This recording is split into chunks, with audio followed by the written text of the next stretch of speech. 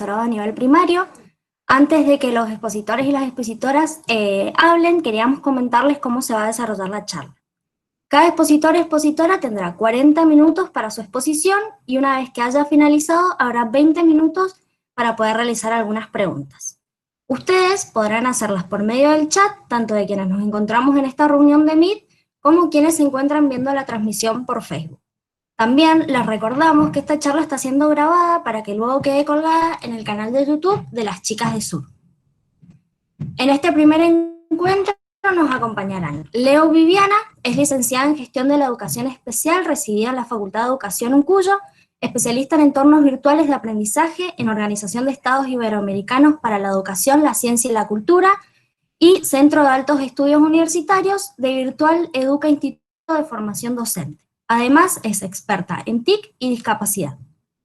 Y nos estarán acompañando Pablo y María Eugenia de la Fundación TIC, Tecnologías que Incluyen, que es una entidad de carácter civil sin fines de lucro creada por profesionales del área de la tecnología y la educación, que articula el trabajo con universidades, ONGs y empresas privadas para desarrollar tecnologías inclusivas. En ella se desarrollan distintos proyectos que giran en torno a la temática y particularmente hoy vamos a estar charlando sobre el proyecto DANE.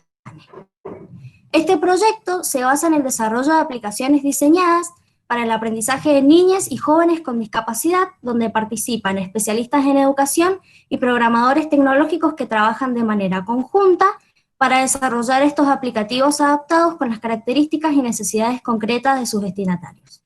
En este caso, cada uno tendrá alrededor de 20 minutos de exposición para completar los 40 de la intervención.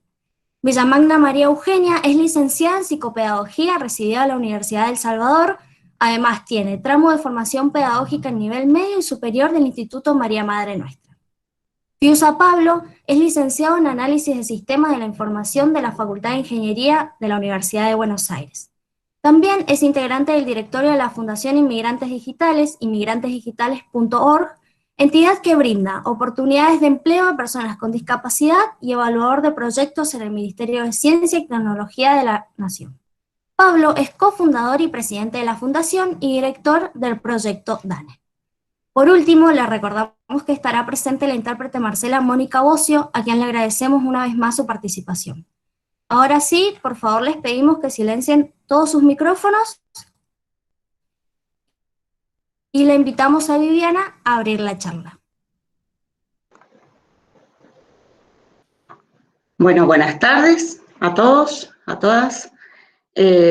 Agradezco la invitación. Me parece que iniciativas como estas se tienen que seguir llevando a cabo porque es la nueva forma de aprender. Voy a empezar la presentación. Les voy a compartir una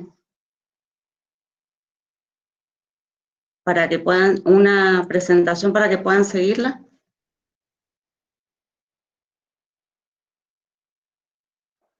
Muy bien. A ver. ¿Por qué no se pasa? ¿Por qué no se pasa? Ahí se ve igual, ¿eh? Se ve. Ahí voy, ahí voy. Ahí voy. Sí, sí. Ya lo estamos viendo. Pará. Acá está. Acá está.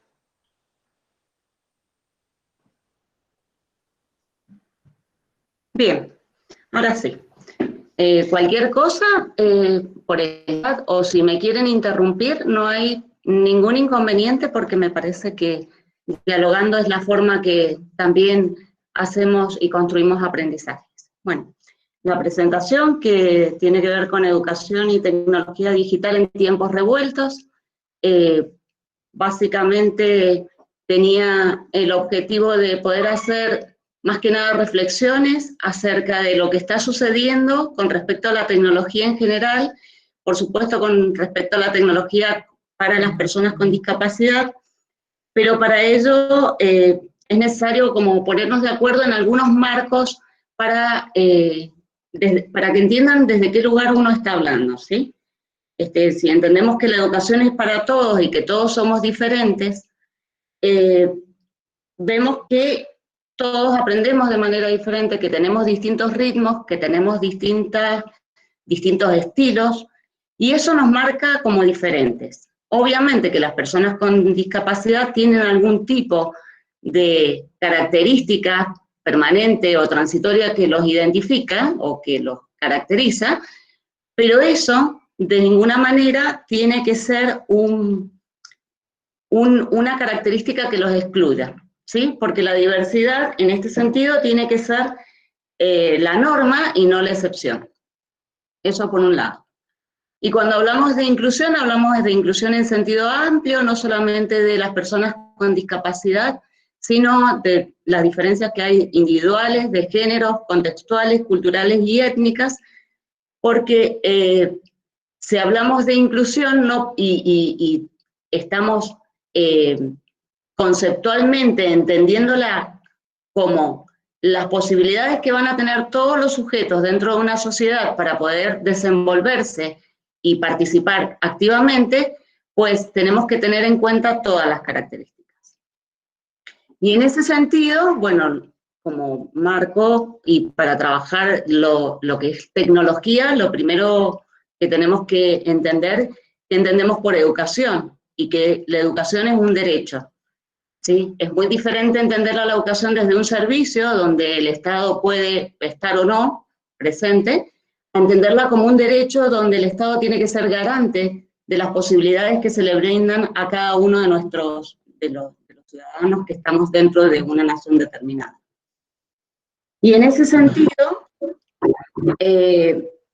hay algunas pautas que quienes vienen trabajando a lo mejor en el ámbito del área de la discapacidad la pueden tener más clara con respecto a la línea temporal de cómo se ha ido desarrollando la mirada hacia la persona con discapacidad, es decir, que avanzamos desde un modelo médico donde el problema era individual y del alumno, y avanzamos a un nuevo paradigma que tiene que ver con el modelo social de discapacidad, donde ya el problema no es de la persona en particular, sino y más bien de una sociedad que debe proveerle los ajustes necesarios para que pueda incluirse activamente en el contexto que necesite.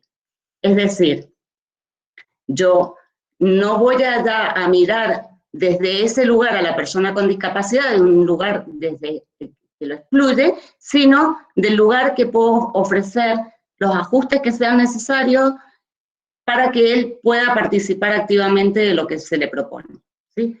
Esto es teórico y a lo mejor se los digo como pantallazo, hay libros y libros escritos al respecto, digo como para que entiendan también cuál es la mirada que tengo cuando hablo de tecnología con respecto a las personas con discapacidad y con respecto a todos en general, ¿sí? Bueno, por otro lado, sabemos que venimos de sistemas educativos en donde en general venimos de un sistema educativo que ha sido totalmente sólido, una mirada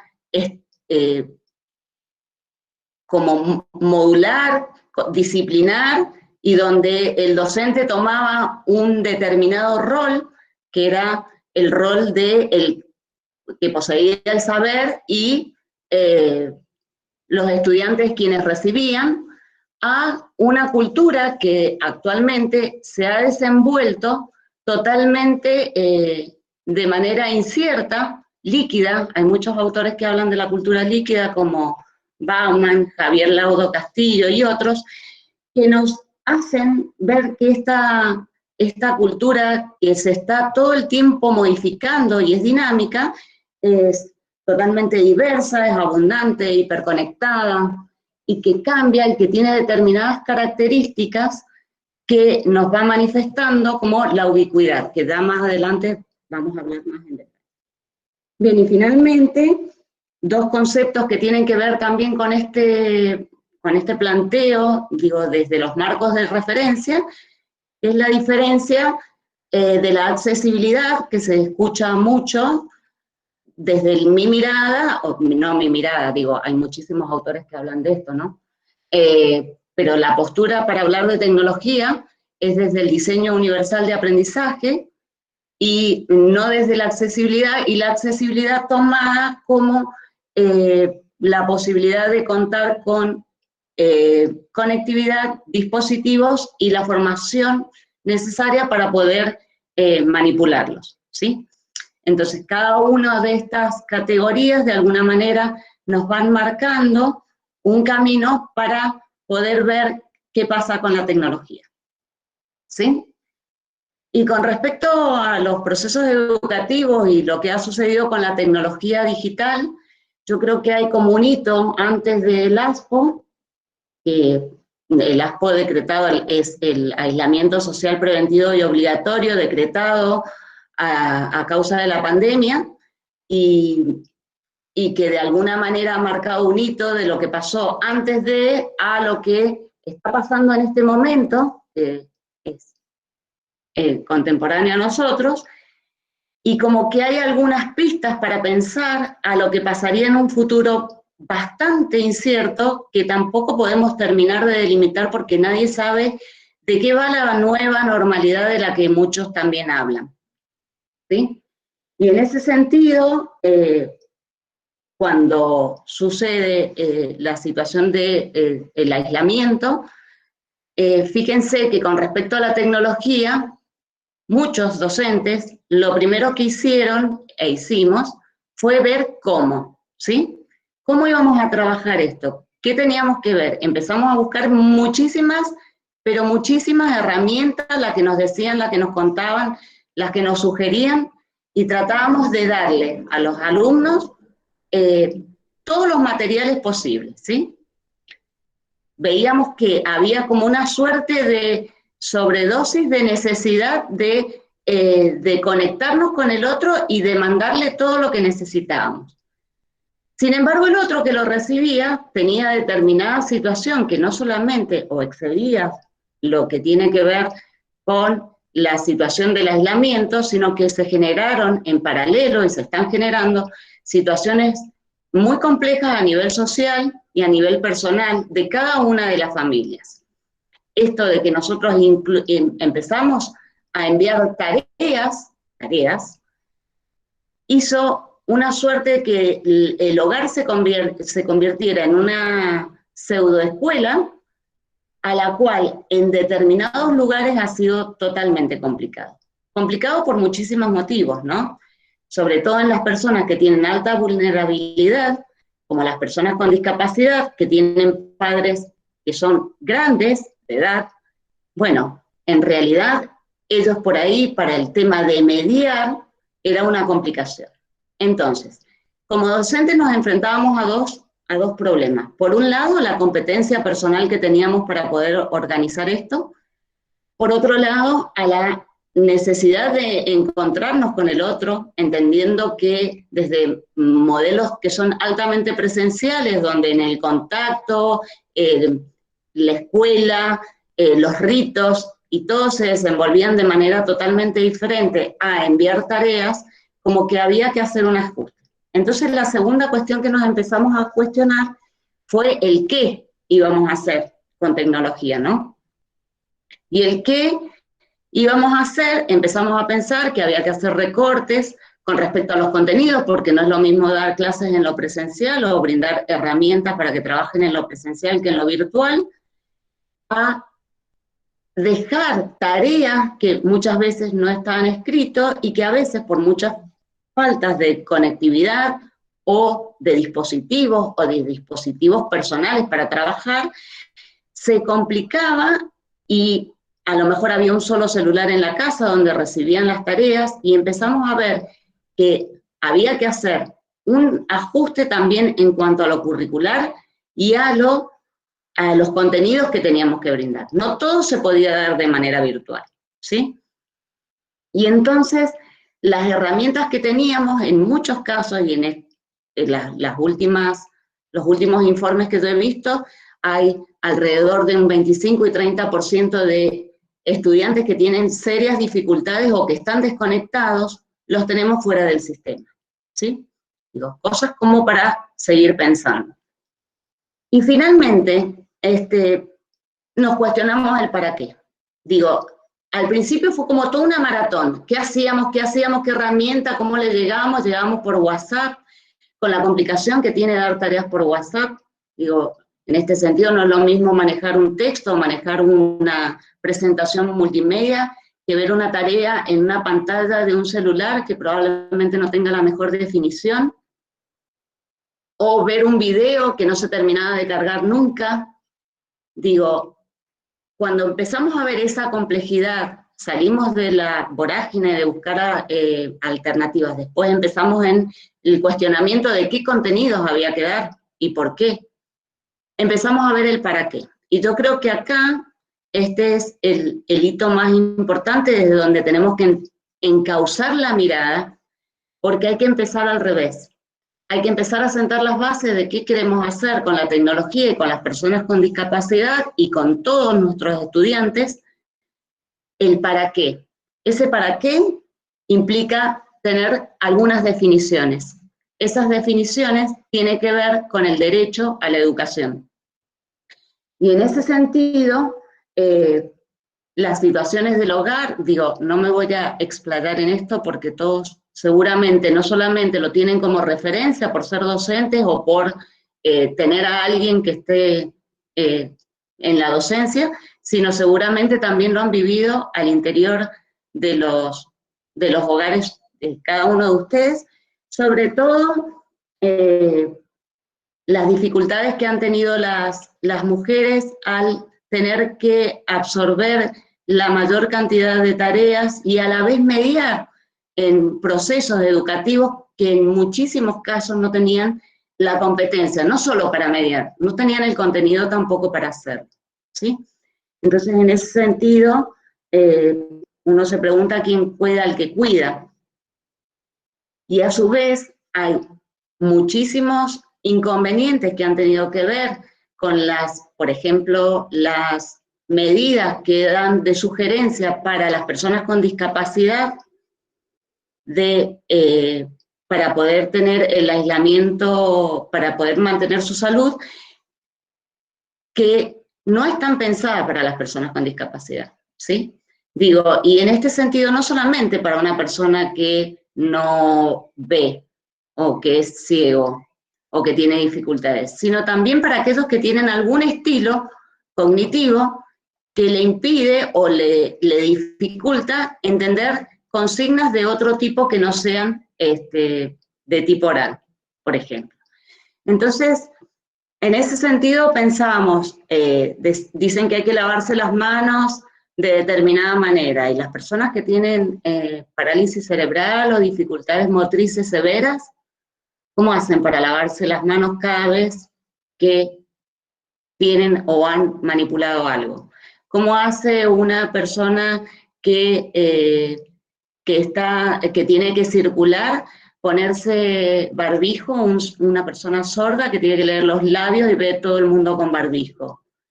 Digo, esto que parece pero más que obvio, si ustedes hacen un análisis de las distintas publicidades que se han dado con respecto a las normas de prevención, estamos dejando un segmento muy grande fuera del sistema y fuera de las recomendaciones que nos están sugiriendo a cada uno de nosotros, ¿sí?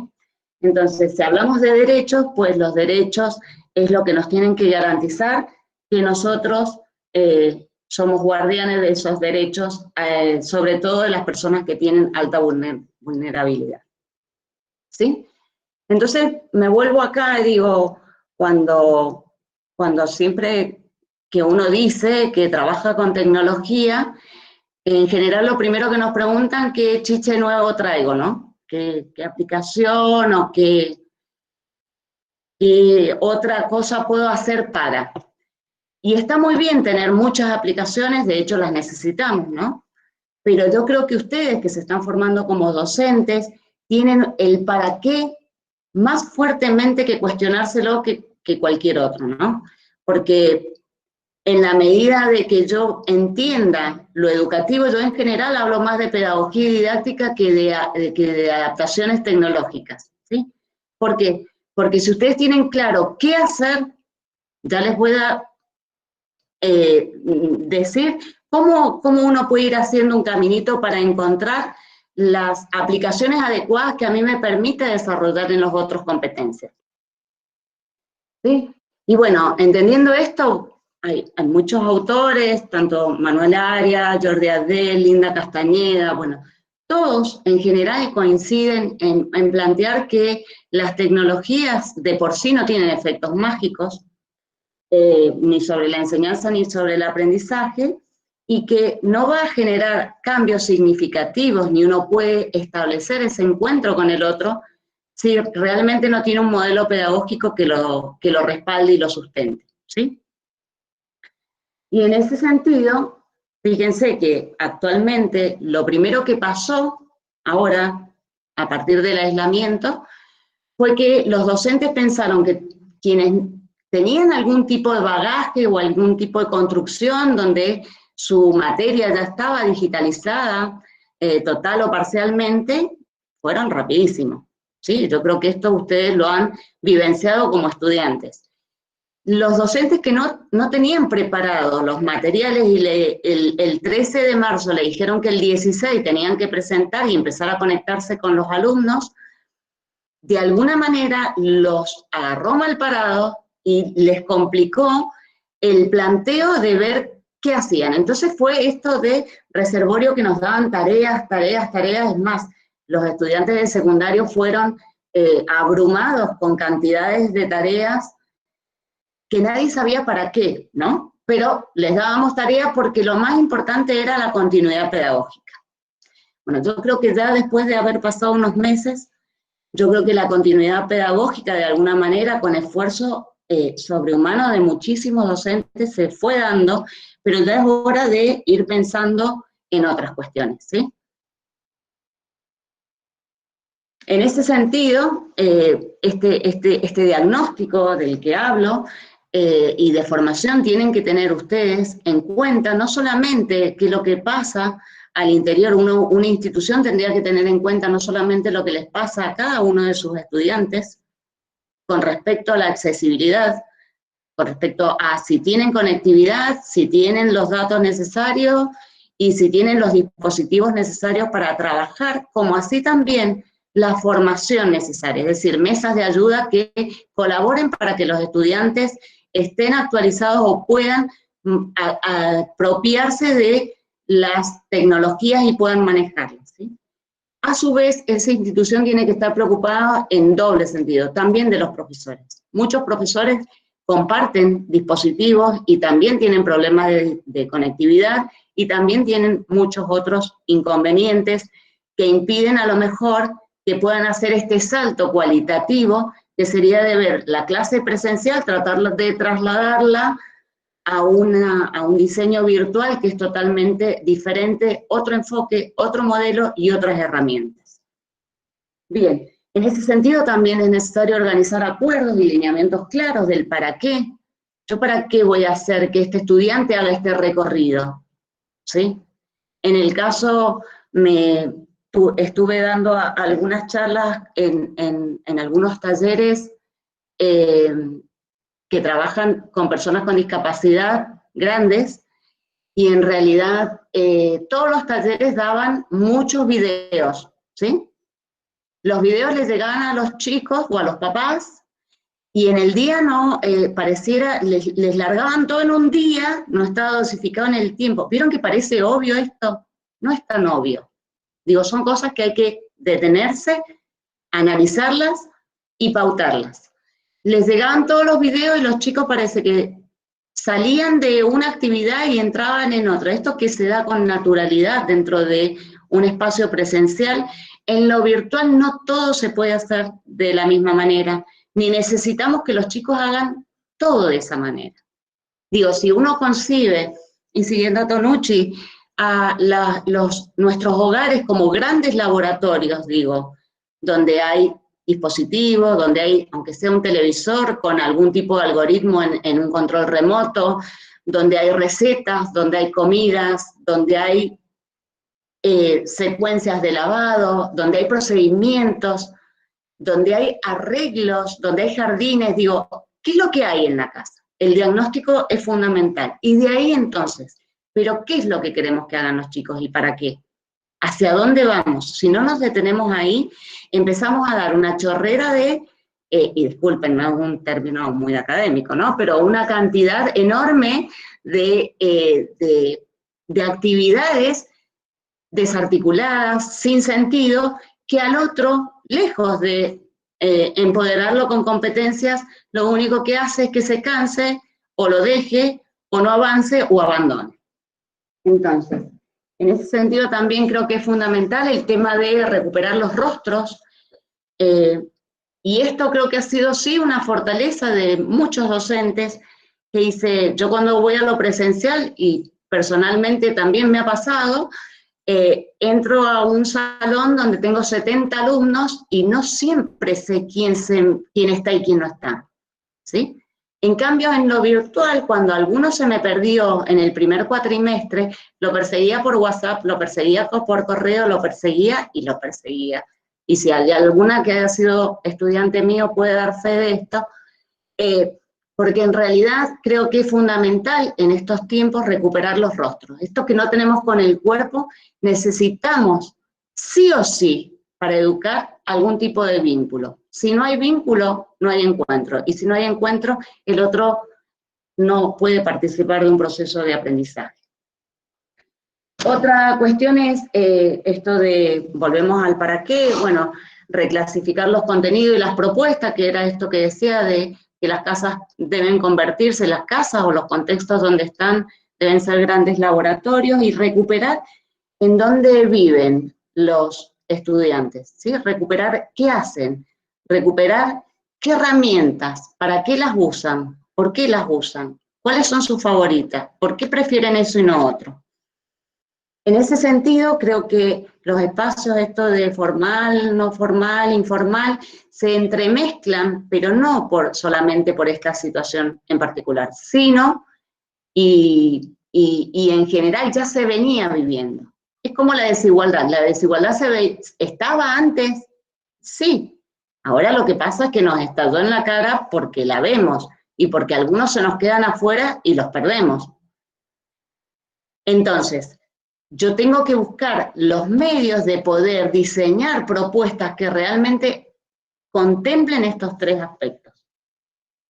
Por otro lado, valernos de la ubicuidad. Fíjense, la ubicuidad entendida como la posibilidad de aprender en 24/7, lo cual para los docentes no ha sido tan maravilloso, porque 24/7 también estamos disponibles, pero en realidad de que el estudiante puede en cualquier momento, de cualquier manera y en cualquier lugar aprender. Y no solamente lo que yo le doy, o lo que yo le enseño, o lo que yo le brindo, sino aprende afuera, aprende con películas. ¿Por qué si todo el mundo ve Netflix todo el día, no aprovechamos de eso? ¿Por qué si tengo estudiantes que a lo mejor no están tienen dificultades de lenguaje, pero están todo el día con Spotify o con alguna aplicación de música? ¿Por qué no jugar con eso? ¿Sí? Entonces, y en ese sentido, cuando uno hace una propuesta pedagógica, tiene que tener un sentido totalmente integrado. Que al otro le sirva, que el otro sepa para qué. ¿Por qué? Porque eso le va a dar la competencia, y no tenemos que manejarnos a lo mejor. Todo lo que le diga el Google, esto lo deben haber escuchado muchas veces, no necesita decirlo el docente. Digo, porque lo encuentro, porque lo tiene disponible, porque es instantáneo. En cambio, sí, no tienen disponible a lo mejor como yo le puedo ir articulando un contenido para que él desarrolle la capacidad de buscar, por ejemplo. ¿Sí? Y en esto, bueno, también se vio mucho en la cuarentena el tema de que les daban actividades totalmente desarticuladas, un día de lengua, un día de matemática, nadie sabía por qué ni para qué, ni cuál era el objetivo final, los volvían locos con fracciones, y digo, vamos con la pizza, digo, pizza se hizo en todos lados, masa madre anduvo por todos lados también. Digo, por decir de alguna manera cosas que podemos aprovechar como insumos para poder hacer nuestra propuesta. Y sí o sí, estas actividades no pueden ser construidas en soledad, ¿sí? Si uno entiende que el docente tiene que tener un doble rol en el sentido de poder contemplar algunas instancias donde los alumnos entre sí interactúen, ¿sí? Como, no sé, como por medio de grupos, por medio de WhatsApp, por medio de videoconferencias, no con clases magistrales donde yo me voy a poner, nos vamos a ver y vamos a hablar, algún juego, alguna actividad que a ellos los implique que se conecten entre ellos, que se hablen. Los chiquitos de primer grado por ahí decían que no se acordaban los nombres de ellos mismos, ¿sí? Bueno, ¿cómo podemos jugar con esto? Y a la vez, cada vez que diseñamos actividades, sí o sí, tenemos que contemplar la mediación que le vamos a hacer a la familia de los estudiantes. Porque si no, estamos dejando una pata que es fundamental en este momento afuera.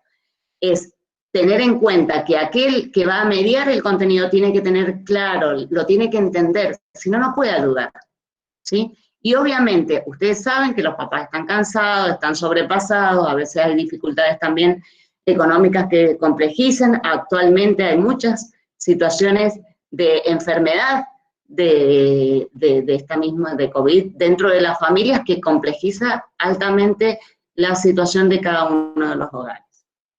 Y a su vez planificar la desigualdad. Con esto no nos podemos hacer la mirada para otro lado. Si somos educadores, tenemos la obligación de hacernos cargo de la desigualdad. Yo no puedo dejar a ningún alumno ni a ningún estudiante afuera. Todos los estudiantes tienen que tratar de recibir los materiales de igual calidad. Y ustedes me van a decir, bueno, Vivi, una cosa es que yo le pueda pasar una cosa multimedial y otra cosa es que yo tenga que mandar un cuadernillo. ¿Es lo mismo? Y no va a ser lo mismo. Pero la actividad que va a estar diseñada o preparada en el cuadernillo tiene que tener la suficiente riqueza para por lo menos llegar cerca de lo que podría ser el impacto multimedial. ¿Se entiende? ¿Sí? ¿Vamos bien? ¿Vamos bien? Vamos bien. Bien. Y finalmente, esto de crear comunidades, promover espacios de reflexión sobre las prácticas, esto de que todo el tiempo nos tenemos que ir repensando, ver qué es lo que está sucediendo, comunicándonos entre nosotros, no solamente lo que nos salió bien, sino también lo que nos salió muy mal, y eso también sirve de aprendizaje. Es una mirada diferente también del error. Y a la vez, creo que ha estallado en estos últimos tiempos este tipo de charlas y de webinars, que si bien a uno se le pierden muchísimas sensaciones, percepciones, uno ajusta el discurso según las caras, bueno, al no estar es como complicado, pero a su vez creo que son instancias que nos han dado posibilidad de enriquecernos y de poder escuchar a muchísimos profesores que en otras instancias no los hubiéramos podido escuchar. Bien, y ya como acercándonos un poquito más a la tecnología, creo que esto hay que tenerlo muy en cuenta, priorizar criterios pedagógicos al seleccionar aplicaciones. Es un tema que ustedes no tienen que ser ingenuas.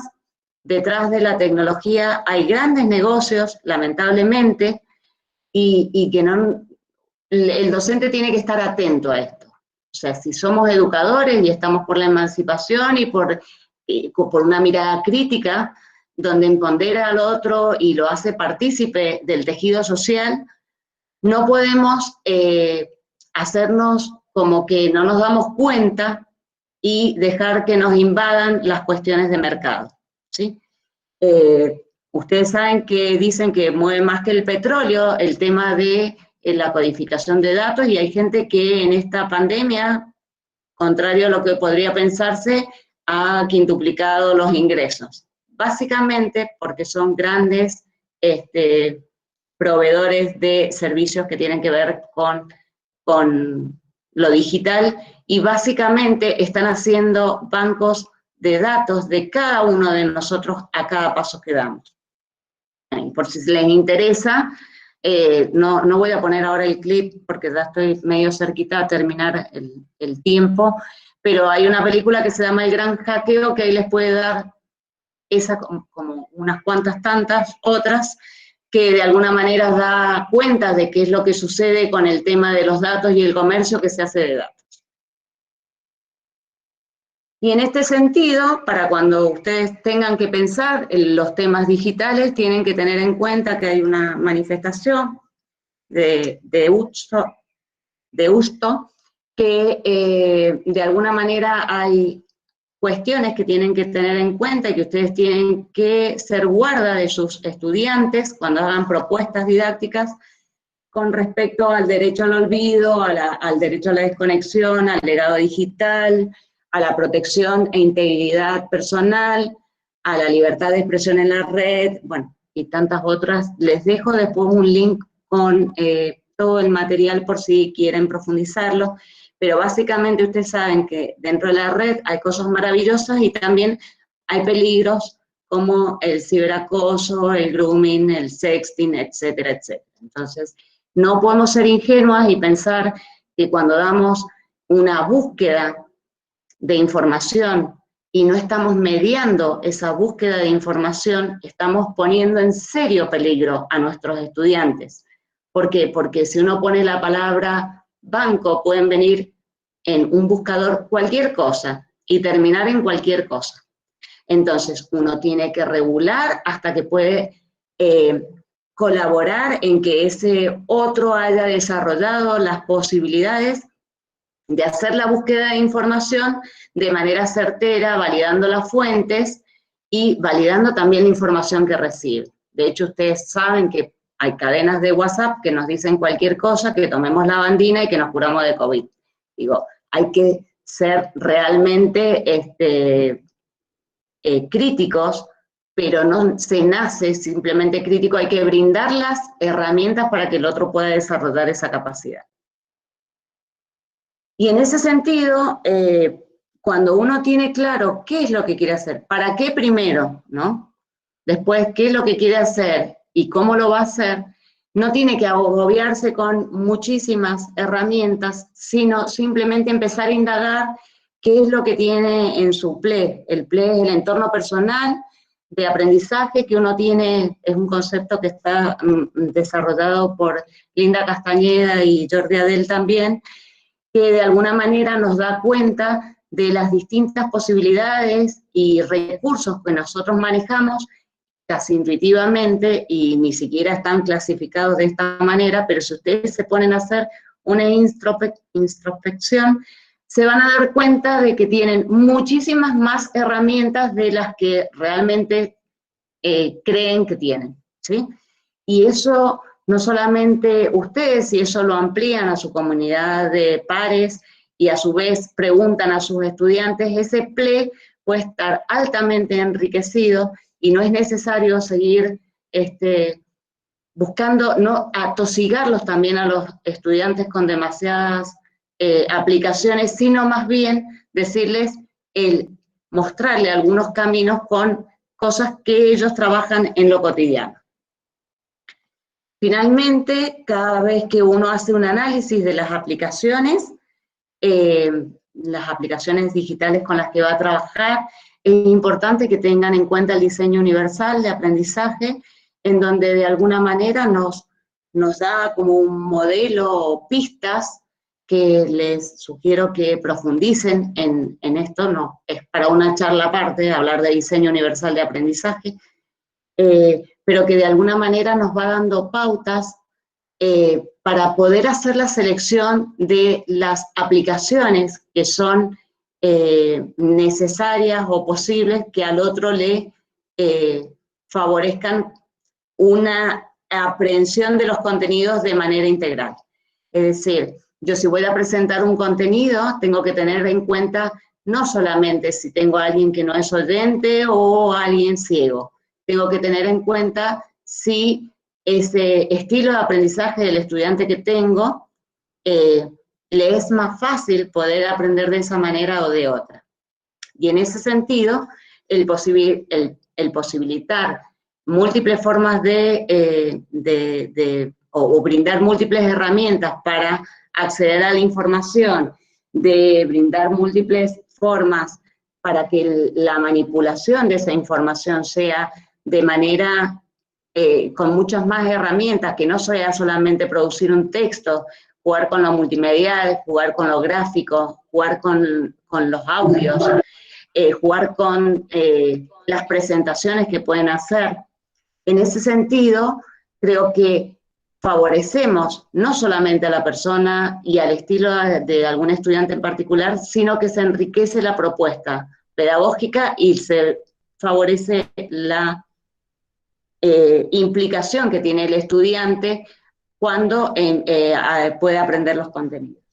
Entonces, sí, todo lo que tiene que ver con la motivación, y todos lo sabemos, lo digital es altamente motivante, pero no podemos quedarnos en la elección de herramientas digitales solamente porque son bonitas, sino que tenemos que ir un paso más allá, hacer el análisis de por qué son construidas, cuáles son los fines que persigue, dónde van esos datos, y una vez que uno puede advertir eso, validarlo como docente y hacer uso de ellas de manera responsable y crítica. En ese sentido, y ya como para ir terminando, no es solamente seleccionar aplicaciones, es más bien, uno no puede, como decía al principio, lo presencial no puede trasladarse totalmente a lo virtual, sino que tiene que haber un rediseño totalmente, diría, si me permiten, patear el tablero y empezar de nuevo y hacer un rediseño de nuestras prácticas utilizando metodologías que si bien no son tan nuevas, ¿no? Porque vienen de postulados del siglo XIX y XX, y si les nombro algunos, como son todos estudiantes, los deben haber sentido, Vygotsky, Piaget, de Crowley, Montessori, ¿sí? Son nombres que les suenan y metodologías que les suenan. Digo que todas tienen que ver con el aprendizaje activo, con la mirada del estudiante como productor, el aprendizaje por proyecto, el aprendizaje basado en problemas, bueno, trabajar con todo lo que es juegos serios, gamificación, etcétera. Digo, en ese sentido las pedagogías emergentes son todas aquellas construcciones que ustedes tienen que ir armando a partir de los aportes de esos autores y la influencia y la selección crítica que hagan de las aplicaciones digitales para poder desarrollar propuestas didácticas. Y en ese sentido es condición que sine qua non que tanto ustedes como docentes, como que lo que procuren con sus estudiantes sea la producción más que la consumición de materiales digitales. Hay que animarse a producir sus propios materiales, obviamente trabajando con aquellas herramientas que son posibles y buenas, pero a la vez tratando siempre de ir en esa línea de la posibilidad de expresión en otros formatos que no es solamente el textual. Bueno, y ya, justito, ¿o no? Justito. Esta de la nube de palabras, de alguna manera, es todo lo que vengo diciendo en estos momentos. Obviamente mi presentación queda a disposición de ustedes para quien la quiera, la requiera, le sirva, está disponible. En ese sentido queda como un recurso más y a su vez les dejo un QR solamente para que les intrigue, ¿no? Y vean qué cosas hay dentro de ese QR y que de alguna manera están los links de referencia de algunos videos que me parecen interesantes y alguna bibliografía para que ustedes puedan seguir profundizando. Esto en realidad, si les dejó más preguntas que respuestas, me parece bárbaro, porque estamos en la pedagogía de la pregunta y por ahí, actualmente con la incertidumbre y la liquidez de todo lo que hablamos, en realidad el sentido es eso, que ustedes puedan hacerse nuevas preguntas y que vayan encontrando algunos caminos posibles para trabajar. Muchas gracias.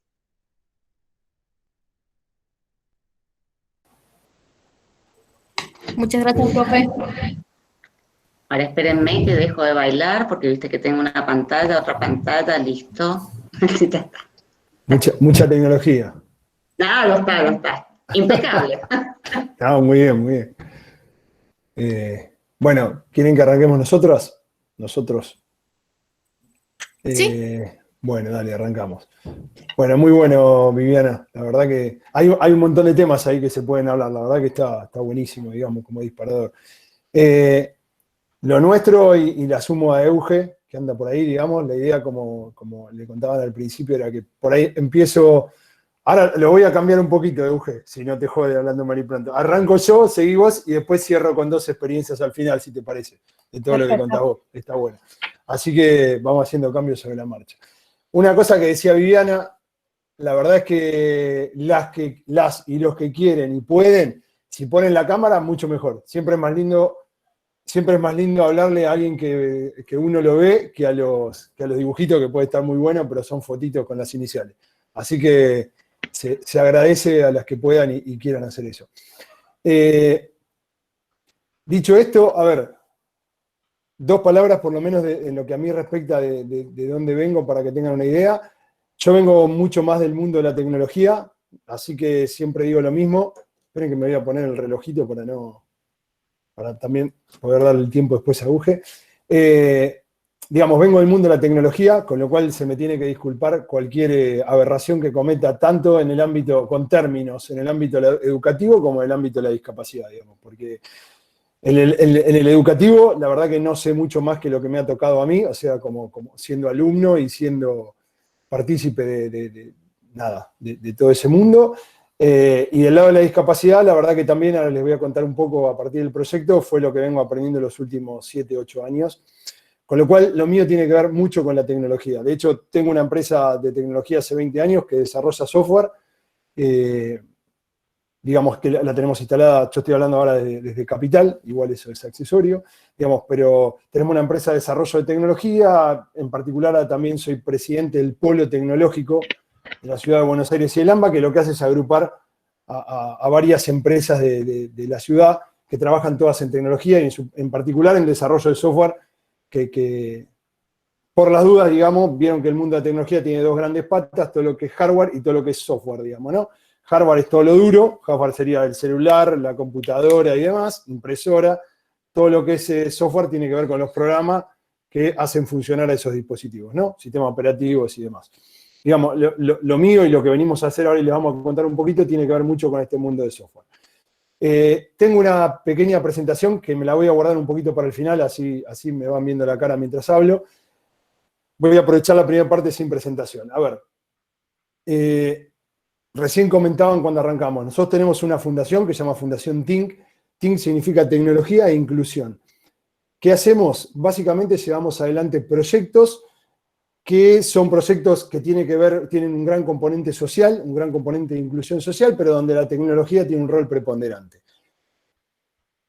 Quiero contarles 3 de esos proyectos, vamos a andar en DANE, la presentación va a tener que ver casi todo con DANE, pero no quiero dejar, y me voy a tomar 3 minutos para contarles algo que no sé si todas y todos saben, y si no está buenísimo que lo sepan.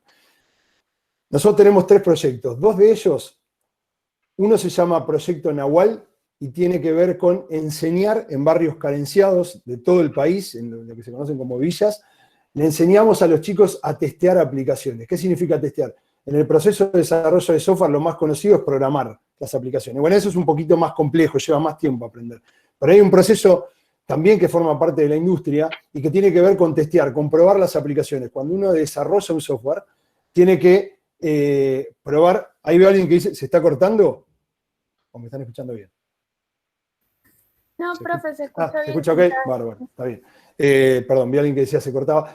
Entonces, hay un proceso que les contaba que tiene que ver con probar lo que uno desarrolla. Uno desarrolla una aplicación, por ejemplo, para una estación de servicio. Bueno, alguien tiene que probarla antes de sacar la producción y llevarla a una estación de servicio, ¿sí?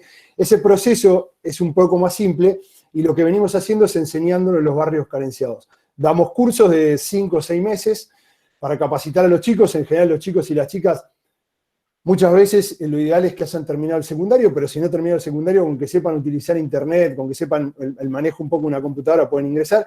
Y eso tiene una empleabilidad, una salida laboral muy alta. Depende de los años, pero estamos rondando arriba del 50%. Quiere decir que cada 100 chicos y chicas que hacen ese curso, 50 entran a trabajar. en la enorme mayoría de los casos son primeros empleos.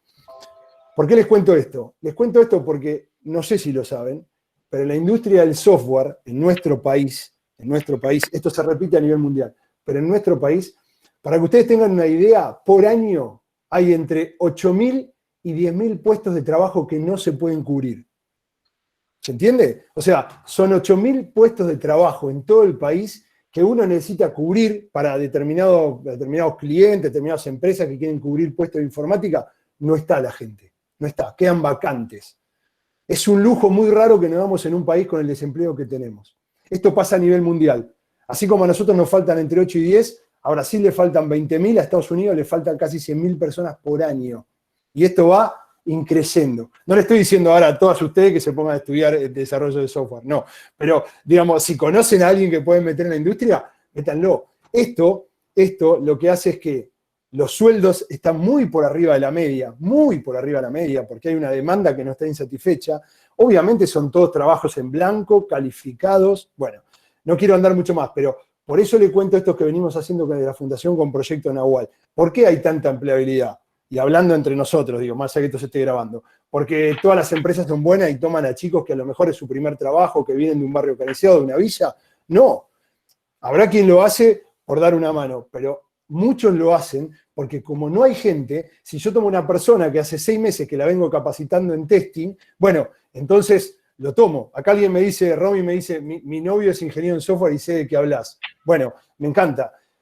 Hace poco di una charla en la Facultad de Derecho, hice esta misma pregunta y nada más que les dije, ¿ustedes piensan que falta trabajo, que estamos justos o que no hay gente? La enorme respuesta, la mayoría, 80 y pico %, que en realidad lo que me dijo es que hay más gente que la que se necesita. O sea, esto para decir que, digo, si alguna no tiene idea de esto, es lo que pasa en el común de nuestro país.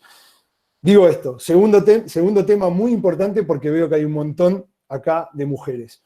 Aún con esta demanda de 8.000 personas que no pueden cubrir puestos de trabajo, solo el 20% de la industria son mujeres. Cada 100 personas, solo 20 son mujeres y 80 son hombres. ¿Sí? Otra vez, podríamos dedicar una charla al motivo de esto, no importa. Lo que estamos tratando de hacer desde la Fundación, y lo están haciendo también hay varias iniciativas, lo que estamos haciendo es tratar de incorporar mujeres a la industria, que la mujer sepa que esta industria existe. ¿Sí? No importa si después quieren estudiarla o no, no importa, cada uno hace lo que quiere, pero por lo menos que sepan que esto existe y lo evalúen. Y no evalúen solamente, digo, nada, no importa, que me parece loable, espectacular, docencia, pero abogacía, contador, todas las carreras tradicionales, digo, esto existe. Tenemos una iniciativa que se llama Club de Chicas Programadoras, lo que hacemos es ir fuera de hora casi todos los sábados en general a diferentes colegios y durante un año armamos un club donde ahí sí enseñamos un poco a programar, abrir la cabeza, esto existe, métanse si les gusta. Nada, le dediqué no más de 6-7 minutos, pero a mí me encanta que esto se sepa, ¿sí? Porque necesitamos que esta industria crezca y les puedo garantizar que esta no es la industria del futuro, eso es mentira, esta es la industria del presente, por lejos, por lejos. ¿Seguirá siendo la del futuro? Bueno, si ustedes googlean, háganlo, googleen un poco la cantidad de puestos de trabajo que se estima va a necesitar la industria del software los próximos 5 años, no lo van a poder creer. Y si me dejan a mí, eso es verdad. Por lo mismo, un poco lo comentaba recién Viviana, o sea, hoy el software está en todos lados, en todos lados. Antes no existía una heladera que tenga software, hoy una heladera tiene un visor. Yo siempre digo, antes nadie, y yo en primer lugar, que no entiendo nada de autos, pero digamos, nadie hace 5 años elegía un auto por si tenía Apple Car o Google Car, nadie lo elegía por eso. Lo elegía por si tenía, no sé, qué sé yo, tanto caballo de fuerza, hoy se acabó. Y díganme si me equivoco. No sé, en el caso de ustedes o las que tienen auto, ¿no? Muchos lo eligen por si yo puedo, como se dice, aparear el celular y verlo en la pantalla, por si tengo un buen GPS. Es increíble, no sé si alguna vez se pusieron a pensar eso, pero pasaron 6 años nada más, 6 años. Y hoy los autos se eligen por eso, no por los caballos de fuerza, ni por... Habrá quien lo elige por eso, digamos, ¿no? Pero la gran mayoría no. Bueno, no quería dejar de decirles esto. Igual, todo esto tiene mucho que ver con lo que hacemos en la Fundación. Vamos con el proyecto DANE, que es el tercer proyecto, que particularmente tiene que ver con tecnología, pero también con discapacidad. Bueno, siempre me preguntan, cuento mi caso particular, el de Euge es otro, digamos, ¿Cómo entré de alguna manera, cómo nace, si se quiere, el proyecto DANE? Me tocó por ahí arrancarlo un poquitito más a mí, pero hoy desde el segundo mes, somos un equipo muy grande, interdisciplinario, digamos, por un lado gente que trabaja en el ámbito de la educación y gente que trabaja en el ámbito de la tecnología. Esto arrancó más o menos así.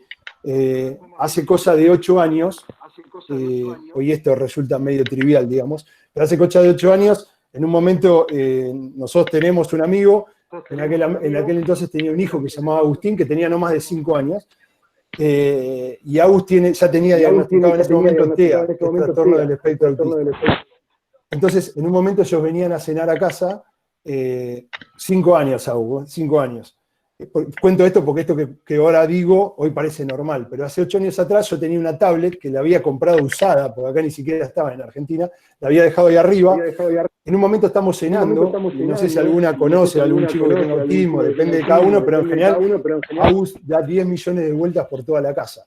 Entonces en ese momento lo vemos que estaba sentado con la tablet.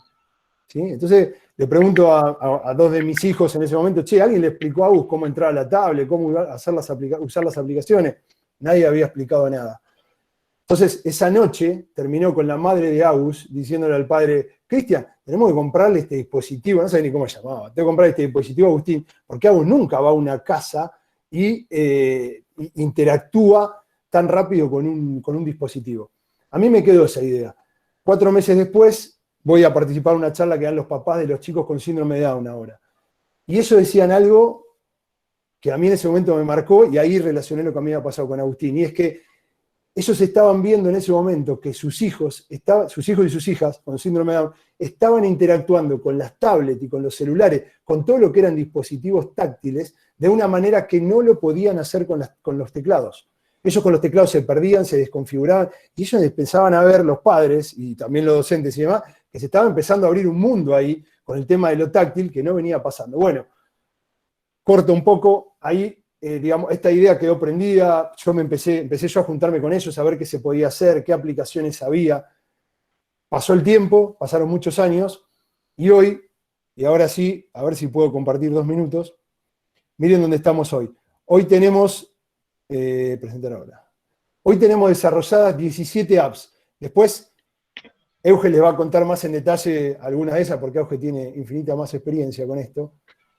Esperen un minuto que tengo pantalla. Ahí va.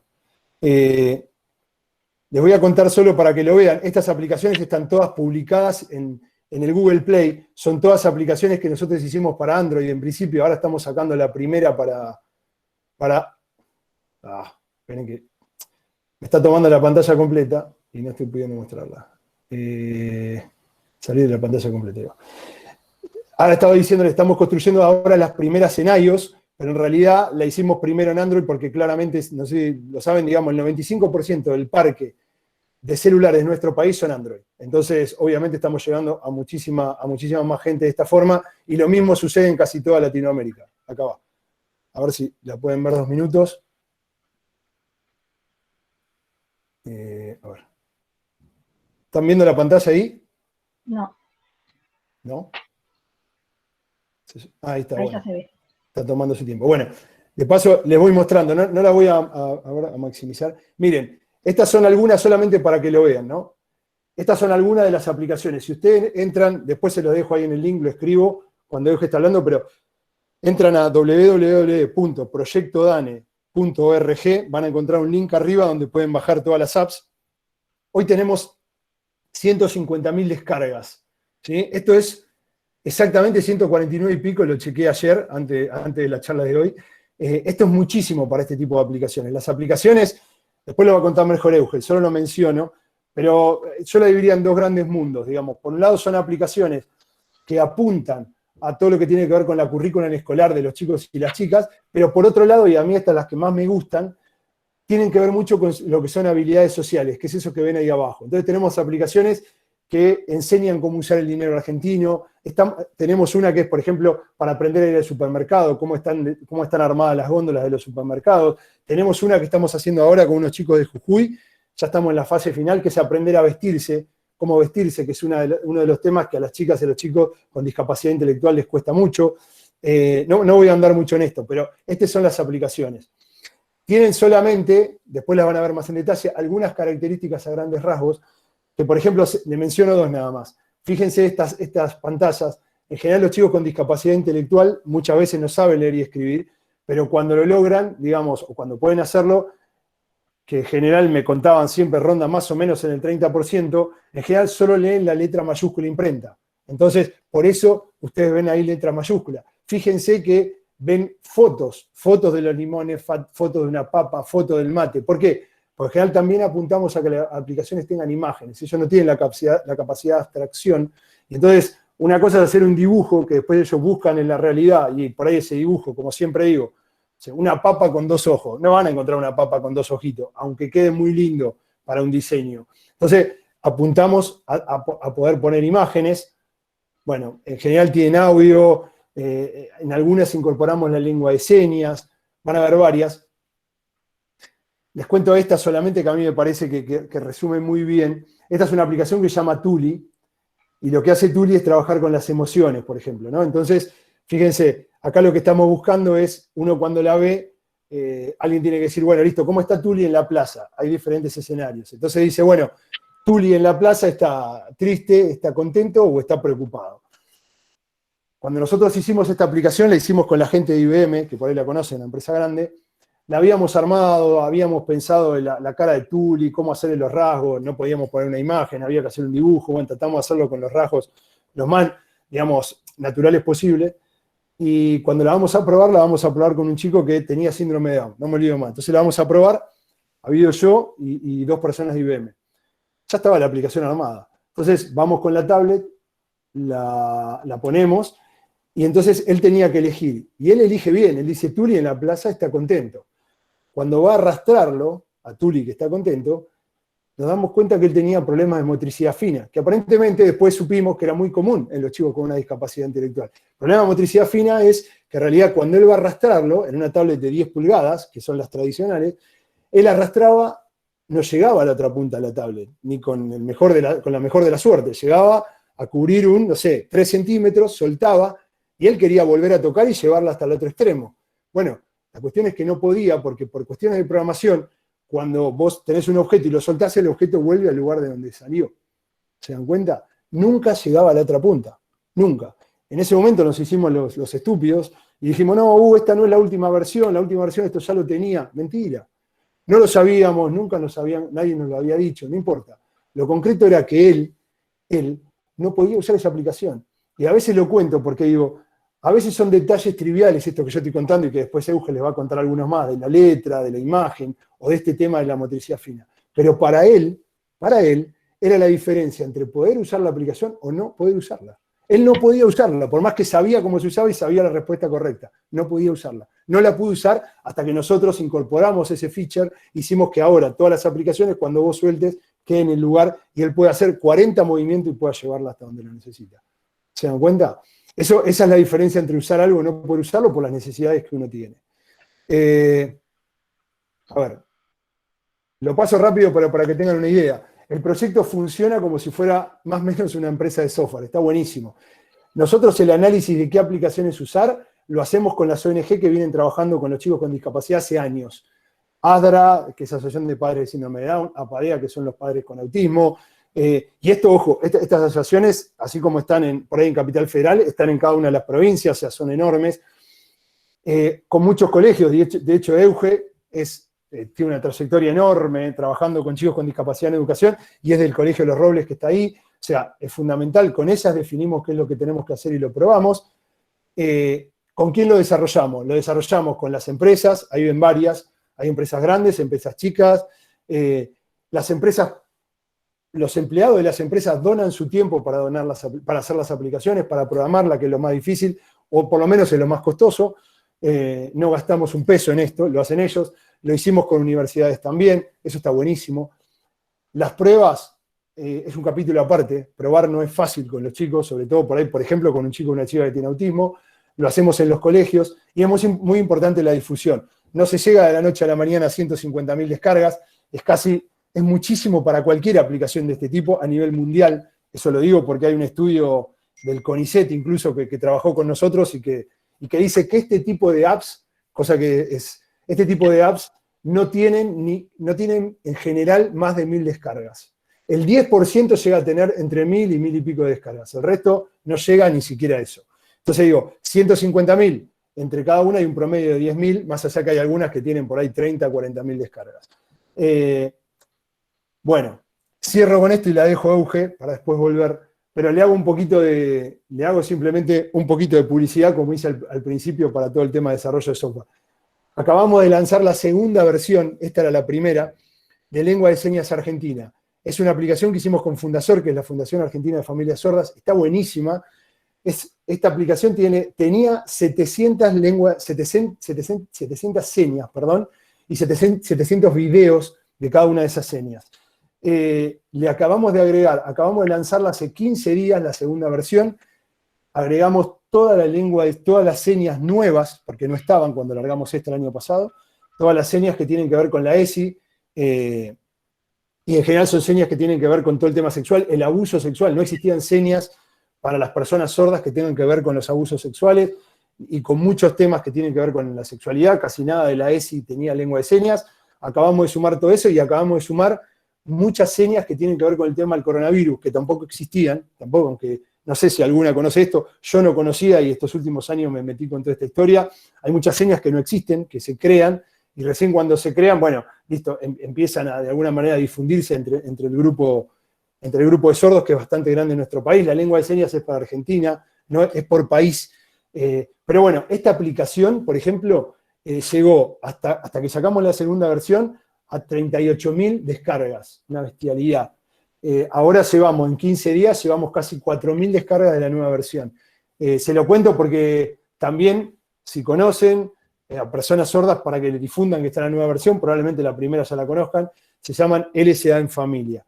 Si querés, Euge, porque ya estoy en los casi 20 minutos, así que si querés, para que te saco acá, seguí vos, y después yo cierro, si querés, con algunas experiencias que por ahí están buenas. Ahí te dejé de compartir, Euge. Dale vos. Bueno, buenas tardes a todos. Qué lindo poder ver algunas caras en las cámaras, me encanta. Más que nada la idea es sumar un poco la experiencia que tengo en los años de trabajo y en el proyecto DANE, desde la práctica, digamos, la práctica cotidiana. Pensamos una presentación con varios ejes. Si ustedes por el chat nos quieren ir diciendo, digamos, algo que les interesa un poco más, podemos ir variándola, ¿sí? Yo si querés, Euge, voy mirando eso, por acá veo, voy mirando el chat y te lo voy piloteando. Perfecto. Dale. A ver, la idea un poco era pensar en 4 ejes. Uno es la tecnología, digamos, que usamos a diario, la educación inclusiva, la utilidad de las aplicaciones y las explicaciones en sí mismas. Nos gustaba pensar, digamos, el uso cotidiano que tenemos nosotros, digamos, de tecnología. O sea, si nosotros hacemos un pantallazo desde que nos levantamos hasta que nos acostamos, nos damos cuenta de que estamos usando tecnología desde un control remoto, el celular, redes sociales, y bueno, ni que hablar en educación. Entonces, esto creo que responde un poco el para qué que decía Viviana, y que tiene que ver con dónde nos estamos parando al momento de pensar qué es lo que queremos enseñar a cada uno de los estudiantes. Entonces, si nosotros pensamos, digamos, dónde nos posicionamos al momento de planificar una clase o una actividad determinada, el abanico de personas que está delante nuestro es muy amplio, y a lo mejor podemos pensar en el término o en el concepto de inteligencias múltiples, ¿no? Quien aprende más con una tablet, con tecnología, con la experiencia cotidiana con los elementos, con un canal más auditivo, compartiendo en grupo. O sea, la realidad es que es tan amplio que al momento de pensar en una planificación, está bueno poder pensar en todo eso a la vez, y que nuestras propuestas sean variadas.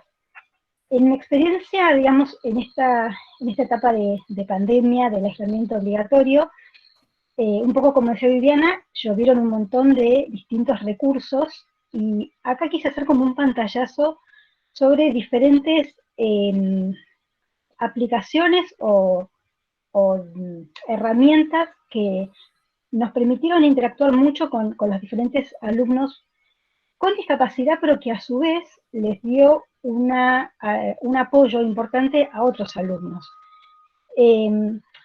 A ver, al hablar de diseño universal de aprendizaje, hablamos de un amplio abanico, ¿no? Pensamos en diferentes modos de representación, que tiene que ver con poder ofrecer diferentes formas la información, pantallas interactivas, poder poner mayor y menor volumen, cambiar el tamaño, ¿sí? Esto igualmente va a quedar a su disposición si después quieren investigar un poco más. Distintos modos de expresión, o sea, no pedir siempre que sea un texto escrito, sino poder buscar distintos modos en los que el alumno puede contarnos qué es lo que aprendió, y buscar que sea sumamente motivador lo que le estamos ofreciendo a los chicos. Entonces, esto sí hizo que, como docentes, nos pongamos a investigar.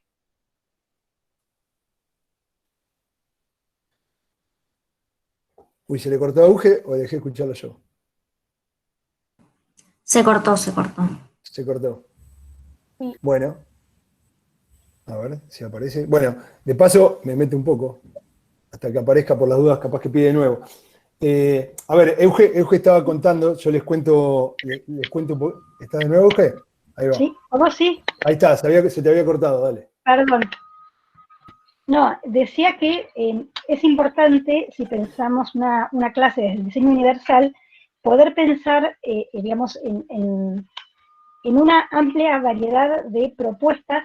Y por otro lado, por ejemplo, si yo pienso un video en YouTube, ese video le puedo agregar subtítulos, que en realidad es una función muy simple, y tengo la forma de hacerlo mucho más accesible, no solo a personas que posiblemente tienen diagnóstico de hipoacusia, sino otras personas que posiblemente al focalizar la atención en la lectura de un texto, facilitan la comprensión. Entonces, el diseño universal tiene que ver con esto, con buscar un entorno que sea lo más accesible posible a la mayor cantidad de personas. Yo puedo proponer una actividad que el alumno la devuelva por escrito, pero también puedo proponerle que le dicte por medio del dictado de voz del Google. Entonces la persona produce y le va dictando a una máquina que escribe de manera automática, o puedo pedir que realicen un video, ¿no? Entonces que nos cuenten en un video, o que armen un tutorial. Entonces, la realidad es que nosotros tenemos una forma de ofrecer un amplio aspecto de posibilidades donde cada uno desde sus recursos puede ir desarrollando. Nos sirvió muchísimo el Talk and Comment, que es una extensión del Google donde el docente puede hacer una devolución oral de las correcciones que va haciendo sobre un trabajo. Entonces, mientras a medida que lo va escuchando, el alumno puede ir corroborando en su trabajo qué correcciones o qué mejoras puede hacer. Otra cosa que fue sumamente útil fue usar diferentes herramientas interactivas, como no sé si conocen el Kahoot, o en la anterior que está, perdón, el LOM, que es un programa que permite grabar la imagen a medida que uno va pasando, por ejemplo, un Power, o Wordball, que son diferentes juegos, hablando de la gamificación que nombraba Viviana, son propuestas que son interactivas, donde uno puede como tratar de generar cierto ida y vuelta y un intercambio con los alumnos. Vamos directamente a las aplicaciones para... tomando el diseño universal que hablábamos, a ver, la idea es poder ofrecer aplicaciones que sean una herramienta que el objetivo final es desarrollar la autonomía de la persona. Muchas veces esto también genera que haya un aprendizaje de alguna competencia específica. Buscamos que la persona pueda tener un proyecto de vida y en el fondo que tenga una inserción laboral. Esta, no sé si conocen, es una chica con síndrome de Down, que es modelo en Estados Unidos. Bueno, el objetivo final, digamos, es poder colaborar un poco con esto. Euge, me parece que igual, yo no estoy viendo la pantalla, ¿eh? ¿No están viendo la pantalla? No. No, nunca se compartió. Están cargando. No. Por eso yo veía que decías digo, me parece que no. Qué pena que nadie me dijo. Bueno, Esperen que entonces voy primero a las aplicaciones, por si alguno quiere, igual después le vamos a... Dale. Estas eran un poco las que yo nombraba, que sirven de a los chicos en el momento de diseñar una clase. ¿Ahora sí se ve? No, ¿No se ve? no. ¿En serio que no? Vamos a interrumpir y a hacerlo de vuelta, ¿verdad? Vamos de vuelta. Cierro. Presentar. Voy a poner toda la pantalla, a ver si ahí se ve mejor.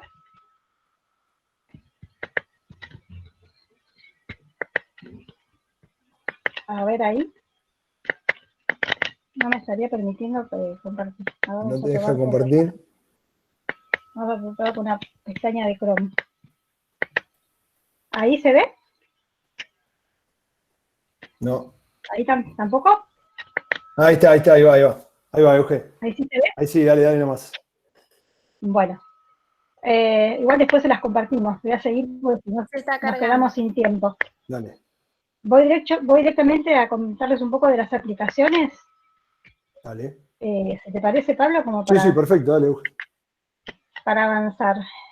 Bueno, a ver, las aplicaciones tienen que ver con lo que nombraba Viviana, que buscamos, digamos, que sean accesibles para todos, que sean el uso lo mayor intuitivo posible, que esto lleve a tener la menor cantidad de errores, que a lo mejor ya comentaba Pablo, ¿no? Si yo en realidad no tengo en cuenta esto, que al deslizar la imagen, el chico a lo mejor no va a llegar, voy a generar un error que en realidad va a generar una frustración en la persona y evitar, digamos, este tipo de cosas. Que las consignas sean comprensibles, que tengan un bajo esfuerzo físico.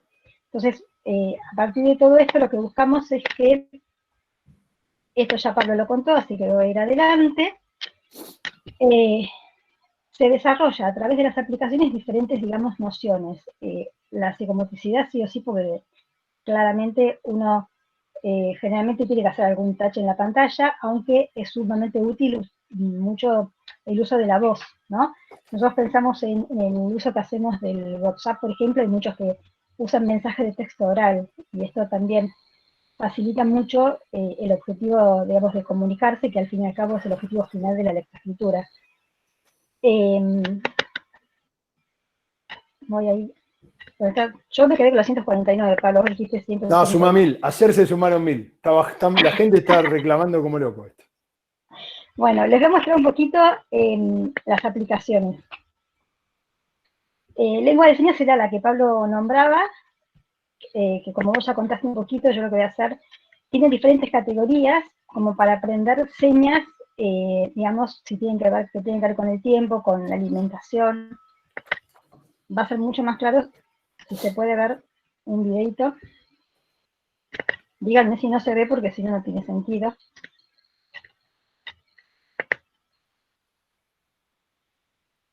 Sí, ahí se ve Auge, no se ve accionado, pero... ¿Ahí se ve? Sí, si no, no te preocupes, porque si no, como dice Euge, ese es un videito que lo que hace es vos tenés la seña abajo y el video automáticamente ya viene precargado, o sea que aunque no tengas internet lo vas a ver. En la nueva versión hay dos versiones, vos podés bajarlos todos o podés, en cambio, si tenés conexión, lo bajás en el momento, digamos. Si no se llega a ver en acción, Euge, pero no te preocupes ya. ¿No se ve en acción? No. ¿Ahí tampoco? Ahí se ve algo, sí. Ahí se ve. Claro, ahí está, perfecto. Entonces estas serían las categorías y lo que se puede hacer es aprender, digamos, la seña correspondiente al que uno quiere comunicar. Vamos a volver para atrás. Bueno, otra aplicación tiene que ver con el uso del dinero, que también Pablo la nombró, que la idea es que la persona pueda, en primer lugar, conocer los diferentes billetes. Esto cuando lo hicimos fue años atrás, con lo cual también hay monedas, que bueno, ya casi no son de uso cotidiano. ¿Se ve la pantalla? Se sigue viendo el video, ahí está, sí, se ve. Ahí se ve. O sea, la idea es, tiene texto y voz para poder enseñar en realidad las características de los diferentes billetes, y una vez que se conocen, hay actividades de reconocimiento, ¿sí? Que tienen que ver con qué billete puedo utilizar para comprar determinado producto. Y después hay situaciones de la vida cotidiana donde permite resolver, sería a través de un juego empezar a aprender a resolver situaciones que se pueden generar en la vida diaria, ¿no? O sea, uno puede arrastrar un producto que quiere comprar, después ve el valor que tiene y con qué billete uno lo puede pagar. Hay actividades con precio justo y actividades después con vuelta, que implicarían, digamos, otro tipo de nociones y otra secuencia académica. Después, por ejemplo, sería una aplicación que es para trabajar lectoescritura con una lectura global en primer término, o sea, son dos juegos. Un juego que tiene que ver con la asociación de una palabra con una imagen y un segundo juego con otro nivel que tiene que ver con escribir por sílabas. A ver si se puede ver el video. Y en perdóname, Euge, vieron, no sé si vieron ahí adelante, que a por ejemplo, una política que tomamos fue cuando empezamos a trabajar con Fundasor, agregar, ven que dice Lengua de Señas Argentina, uno puede cliquear en Lengua de Señas Argentina, entonces cada uno de los animalitos, en este caso, aparece un videito para que las personas que utilicen Lengua de Señas puedan entenderlo, digamos. Eso lo que estamos tratando de hacer es incorporarlo a todas las aplicaciones que ya teníamos construidas, lo cual en tema de software lleva su tiempito, ¿no? Y otra cosa, no sé si vieron, cuando recién respondió mal la persona, en vez de decir que está mal, dice intenta otra vez. O sea, lo que se busca todo el tiempo es estimular el aprendizaje y la respuesta correcta. En el segundo nivel, en vez de ser bisílabas, son trisílabas las palabras. Hay un sonido que ambienta, digamos, el animal en donde está. Y el segundo, un nivel más avanzado, sería poder escribir por sílabas de palabras. Lo mismo después con palabras de 3 sílabas. No sé si quieren que les mostremos alguna otra aplicación o... A ver, por ejemplo, el juego de los opuestos tiene, lo que tiene de diferente es que tiene sonido, digamos, buscando también que sea comprensible para todos. Hay chicos que no han adquirido, digamos, la capacidad de leer consignas, entonces hemos incorporado que tenga sonido. A ver si se puede escuchar. ¿Se ve bien la pantalla? Sí, sí, se ve, Euge. Ahí está cargando. A ver, ahí. ¿Cuál está adentro? ¿Cuál está enojado? ¿Dónde es de noche? Probamos otra vez. ¿Dónde es de día? ¿Cuál está de... Ahí está bueno lo que contaba recién Euge, ¿no? Que, bueno, ahora no llegamos a contarle porque son muchos años y también creo que fuimos haciendo camino al andar, ¿no? Pero al principio lo que decía Euge, cuando alguien se equivocaba, arrastraba algo y se equivocaba, nosotros volvíamos a llevar eso al lugar donde se equivocaba sin decir que se había equivocado, para evitar el tema de la frustración, porque ellos se frustran como demasiado rápido, ¿no? No tienen mucha tolerancia a equivocarse. Y después lo que pasó es que las docentes nos empezaron a decir, che, buenísimo, pero en realidad ellos se equivocan y no se dan cuenta que se equivocan. Porque se equivocan, arrastran y vuelven al lugar, y vuelven a arrastrar, vuelven pensando que lo están haciendo mal el arrastre en realidad. Entonces esto que decía Euge, inténtalo otra vez, o una marquita chiquitita que no te vuelva loco, pero sepas que te equivocaste. Nada, esas cosas, sí, Euge, perdón. No, perfecto. No, perfecto. Esas cosas que iba comentando Euge también tienen que ver con... Y yo agregar... ¿Querés que vayamos cerrando, Euge? ¿Vos tenías algo más así? No, tenemos más aplicaciones y yo, digamos, puedo seguir, pero no sé si tienen preguntas, si vos querés contar tus experiencias. No, si no cierro nada más acá y después si les parece, sé que vienen las preguntas, así que vamos, si te parece, como dice Euge, hay varias más. Dos cosas iba a decir nada más. Una, esto que decía Euge, que el otro día me pasó que, nada, estaba en una charla que tenía para unas personas de Bolivia, una chica, justo en una universidad. Y me preguntó, no, che, pero bueno, ¿cuándo una aplicación es accesible? Y es lo que decía Euge, yo cuento mi experiencia, ¿no? Por ahí de alguien que programó software. Y yo lo que decía es, vos podés construir una apps, ¿no? Y como la que construimos en Dane, por ejemplo, cualquiera. La primera que hicimos, que le mostraba a Euge recién, que mostraba que era Juguemos Todo, que es la de las sílabas. Vos podés hacer Juguemos Todos. Y vamos a tirar números hipotéticos, para la idea nada más. Y vos con eso, el 95% de la población lo puede hacer. Ahora, como decía Euge, si vos le agregás audio, vos permitís que hay un porcentaje que se perdía a usar la aplicación, que estaba en ese 5% de afuera, que hoy resulta que porque vos le pusiste audio, a lo mejor una persona ciega, que le explique cada una de las pantallas, puede intentar empezar a usarla. Entonces, metiste al 96. Si vos agarrás, y después lo que decíamos recién, le ponés lengua de señas, bueno, claro, entonces permitís a todas aquellas personas y chicos sordos, en este caso, que trabajan con lengua de señas, sumémoslo, tenés el 97. Y así, nosotros, bueno, digo, y después hay otras cosas que no tienen que ver con discapacidad. Si vos, por ejemplo, que fue hablando mal y pronto, ¿no? Que fue un quilombo, cuando nosotros hicimos la primera versión de lengua de señas, metimos los 700 videos adelante. Y yo siempre cuento, en una nota a La Nación, una periodista, y la aplicación pesaba un montón, pesaba 200 megas. Entonces la colgamos del store y había gente que decía, mi marido la bajó y yo no la puedo bajar. Y sí, no la puedes bajar porque no tenés espacio en el celular. Pero digo, entonces, ¿pero a qué apuntaba eso? Bueno, ahí hay otro tema más, que no tiene que ver con la discapacidad, pero no sé si ustedes saben, el 50% de nuestro país no tiene acceso a banda ancha.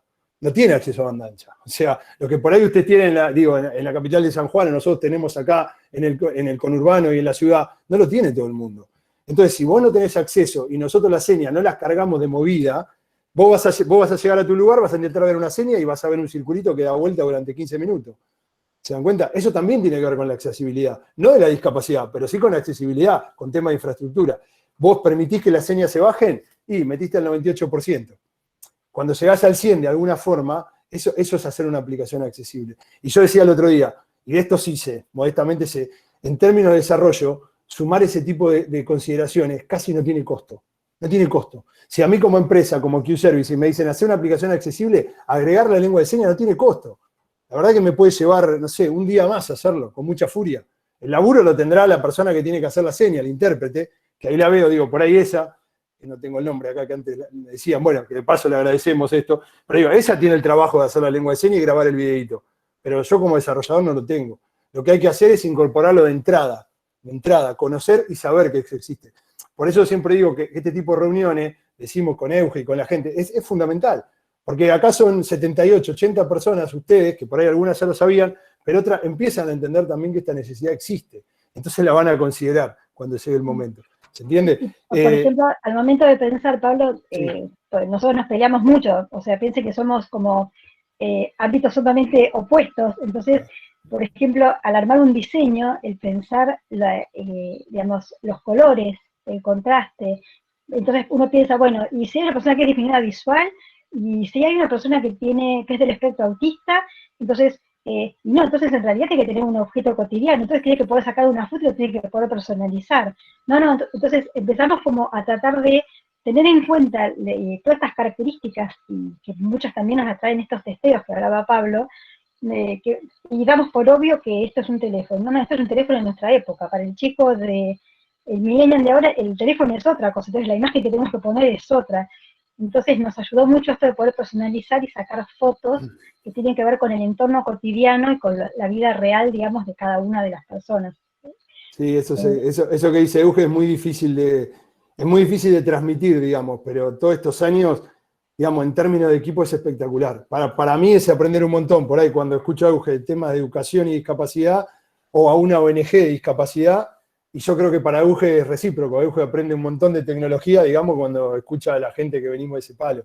Eso creo que fue muy enriquecedor y por eso creo que todos los que estamos seguimos estando después de tantos años con todo esto. Yo cerraría y si quieren vamos con las preguntas con Euge y demás.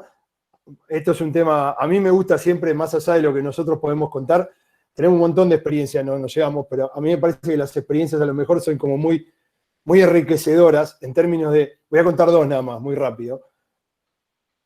Una que tiene que ver con lengua de señas, esta aplicación, y que tiene que ver con esto. Uno a veces imagina la tecnología para un determinado fin. Cuando nosotros pensamos esta aplicación, por ahí la pensamos para que lo puedan usar, en realidad, las familias de las personas sordas para comunicarse, por ejemplo, con los chicos sordos. Una problemática que nos contaba la gente de Fundasor, y por eso arrancó todo esto, era que es un problemón cuando una familia de padres oyentes les nace un hijo o una hija sorda. Es muy difícil para una persona de 45 años aprender la lengua de señas, que no es solamente la lengua, sino es todo un razonamiento y una forma de pensar. Entonces, habíamos hecho esta aplicación con esta idea, y les cuento esto que a mí un día vamos a presentarla uno de los días a un colegio, acá en el conurbano, salimos y me cuenta de esta experiencia. Una docente me dice, mirá Pablo, bueno, la aplicación ya se había difundido, que yo qué, había un nene, no me acuerdo, tendría 9, 10 años, y ellos iban a hacer un campamento. Y resulta que este nene no quería ir al campamento, sordo él, porque él tenía miedo, primero que era su primer campamento, y tenía miedo que cuando llegue la noche no se pueda dormir, tenga miedo porque estaba fuera, lejos de su mamá y demás. Pero claro, él pobrecito sentía que nadie lo iba a entender, porque en realidad no se podía expresar, su medio para expresarse era la lengua de señas. Y la docente, espectacular, por eso digo que para mí, y soy un convencido de eso, mucho de este tema de la discapacidad tiene que ver de animarse y acercarse. ¿Qué hizo la docente? Una opción hubiera sido, y si querés, hasta legítima, decir, bueno, mirá, nada, no podemos hacer nada, yo no entiendo la lengua de señas, dale, déjalo, que crezca un poquito y el próximo campamento viene. Y ella agarró y le dijo, mandó al grupo de padres y dijo a todos los padres, bájense la aplicación LSA en Familia, que todos los chicos en su celular del campamento lleven la aplicación de LSA en Familia. Entonces, le dijo a él que vaya al campamento, que no tenga problema porque todos iban a tener la aplicación, y de última, él iba a poder comunicarse con la aplicación si tenía miedo a la noche. Mirá qué loco. Conclusión, él fue al campamento. Probablemente no tuvo miedo. Pero digo, yo lo que rescato ahí, primero, mirá la aplicación, se usa para algo que nunca hubiéramos imaginado. Y segundo, yo creo que la docente dio ese paso, que a mí me parece espectacular, que es no alejarse de la discapacidad, sino decir, a ver de qué manera lo solucionamos. Lo decía Viviana antes, la tecnología está, la tecnología per se no hace absolutamente nada, nada. Si acá no estaba la docente, la aplicación no servía para nada. Entonces digo, eso me parece extraordinario. Y cierro, y le voy a compartir simplemente para leerlo. Perdón, Pablo, yo quería compartir Dale. una experiencia que me pasó hoy a la mañana. Dale. Una chica que tiene un implante en el cerebro, bueno, con hipoacusia, y teníamos que pensar con un profesor de música una actividad de música por Zoom para esta chica. Bueno, no saben lo que divagamos. Y en realidad el profesor se le ocurrió hacer una actividad que tenía que ver con ritmos, con palmas y con vasos plásticos. Y yo al mediodía terminé de hablar con el profesor y le digo, qué increíble, o sea, cuando uno puede, porque la verdad que nosotros pensábamos cómo hacemos por Zoom para transmitir esto, y en realidad la posibilidad de utilizar toda la imagen visual, que es lo que le ayudaba a ella a comprender, terminó grabándose un video cuando terminé la clase a la 1 de la tarde para mostrarnos cómo había disfrutado su clase de música. Entonces, claramente, ustedes como docentes tienen en sus manos la creatividad y esta posibilidad de hacer accesible lo que les parece inaccesible. Y entonces, bueno, nada, me parecía como una experiencia para compartir porque es animarse, tal cual. Sí, es excelente, Euge. Bueno, acá al costado, no sé si están viendo la pantalla, una es otra experiencia que no importa, que tiene que ver, pero lo que quiero contar, de la misma manera que contaba antes, en mi caso yo lo veo así, el de Tuli, que me parece que resume muy bien. Hay una experiencia con este nano que también está buena, que es, y con esto ya cerramos, digo, hace unos años la legislatura de la Ciudad de Buenos Aires nos dio un reconocimiento, bueno, entonces estábamos armando querían armar un acto y demás, y dijimos, bueno, che, estaría buenísimo que venga un padre y cuente también su experiencia, ¿no? O sea, más allá del docente, ¿no? Entonces, cuento esto porque yo no lo conocía, ni lo conocía a este chico, a el enano este que se llama Ariel, ni conocía al padre. Entonces en un momento me dice, che, hay un padre, bueno, lo llamo la noche anterior por teléfono, y le digo, che, vamos a hacer un evento, ¿a vos te gustaría contar? Sí, me dice él, bueno, podría, bueno. Digo, che, no tomes a mal, no me contás más o menos cómo viene la mano, qué experiencia te gustaría. Entonces me dice, y me acuerdo como si fuera, y me dijo, mirá, el tema es así, me dice, yo tengo mi hijo, Ariel, tiene autismo, digamos. Autismo un tanto más leve, digamos, pero le cuesta muchísimo comunicarse.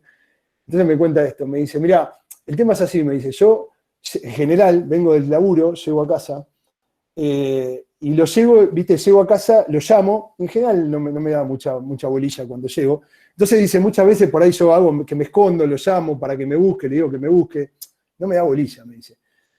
Hace cosa de 3 meses, mi jefe me contó de estas aplicaciones, compramos una tablet con mi señora, me dice, y bajé las apps, me dice, bajé Tuli, justo ahí bajó Tuli, ¿no? Es accesorio. Y me dice, el día que llegué con la tablet a mi casa, lo llamé, le dije que había comprado una tablet, un celular grande, no pasó ni 30 segundos que lo tenía abajo sentado en el sillón conmigo, usando la tablet, en este caso probando Tuli y demás. Y después me dice, vuelvo, y me mostró los videos, los tengo, vuelvo, me dice Pablo, y yo hasta ahí no había logrado comunicarme con él, digamos, no tenía, digamos, hoy llego a casa y él baja para que juguemos eventualmente a Tuli o algunas aplicaciones, y es más, me dice, papá, hoy estás contento como Tuli, hoy estás triste, te pasó algo como Tuli. Eso, no sé si lo saben, digo, para un chico que tiene autismo, que le cuesta muchísimo reconocer las emociones, es casi imposible, digamos. Entonces, ¿qué me decía él? Él lo que me estaba diciendo en el fondo es, yo encontré en la tecnología, no importa el proyecto, yo encontré en la tecnología una forma de comunicarme con mi hijo, que hasta ahí no la tenía. Hasta ahí no la tenía porque no lo podía lograr. Y yo creo que antes lo decía Viviana también, ¿no? La tecnología tiene esa magia, eso es indudable, y eso no tiene que ver ni con grande, ni con chico, ni con discapacidad, ni con normales, entre comillas. La tecnología esa magia la tiene. Lo que después uno tiene que hacer es aprovecharla, y aprovecharla para bien. Digamos, la tecnología, como muchísimas otras cosas de la vida, no es ni buena ni mala per se. Entonces digo, yo creo que un poco lo que modestamente hemos logrado con Euge y todo el equipo en DANE es capitalizar esa atracción que la tecnología genera y usarla en particular para trabajar con chicos y chicas con discapacidad, ¿no? Pero me parece que eso lo resumía bastante bien. Bueno, nada, nos fuimos un poquito, tampoco terrible, digamos, pero creo que quedan un par de minutitos, ustedes nos dirán para el tema de preguntas y demás. Yo vi que había varias acá, intenté ir respondiendo algunas, Euge. Si se puede usar con chicos con autismo, sí, ahí lo respondí. Creo que está particularmente, hay varias aplicaciones que apuntan al tema de la discapacidad, o tienen características, no la puede usar cualquiera, eso está de más. Pero a chicos con discapacidad intelectual, también no lo dijimos, creo, pero sí son gratuitas, obviamente, es una condición del proyecto que sea gratuita. Ahí preguntan, Euge, quisiera saber de alguna... matemáticas, sí, de matemáticas, digamos, de la fundación, están... A ver si se las puedo compartir. Hay una que tiene que ver con desafíos más menos, a ver si puedo compartir la pantalla y se las puedo mostrar. Igual, a ver, lo que también siempre decimos es que si bien como fundación estamos desarrollando un montón de aplicaciones, no dejamos de comentar muchas que son de gran utilidad para, digamos, para los chicos hoy.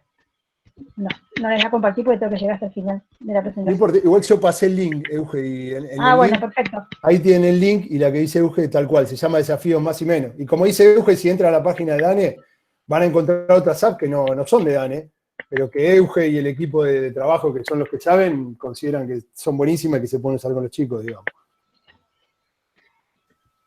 Sí, y hay muchas que, digamos, que son gratuitas y que se pueden usar.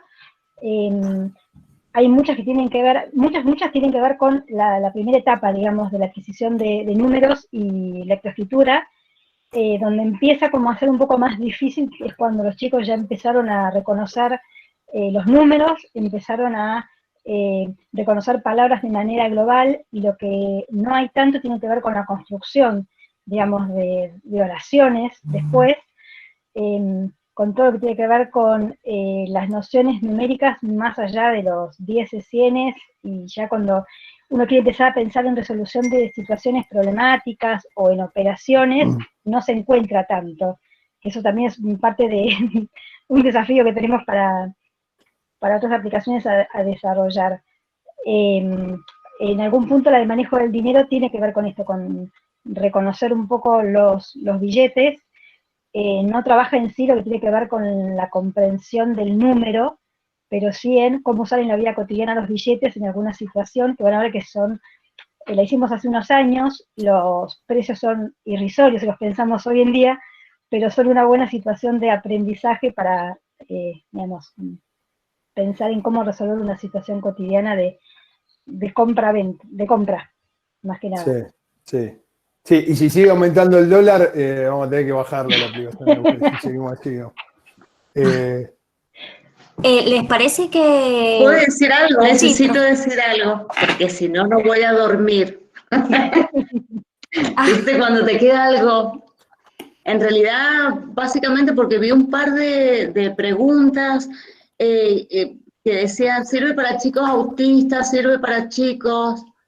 Sirve para chicos, y de hecho yo obviamente le di una mirada cuando me dieron tu nombre, obviamente miré las aplicaciones, que después podemos charlar otro tanto, pero en realidad sirve para chicos, sirve para todas las aplicaciones que les están ofreciendo. El tema es que ustedes tengan claro para qué. ¿Para qué? Para el chico. ¿Para qué? A ese chico se la voy a dar. ¿Es buena? Sí. Voy a evaluar los gráficos, voy a evaluar el lenguaje, voy a evaluar el nivel, voy a evaluar la secuencia, voy a evaluar la motricidad, voy a evaluar. Pero sirve para todos los chicos. Es decir, no busquen algo específico orientado a alguna discapacidad.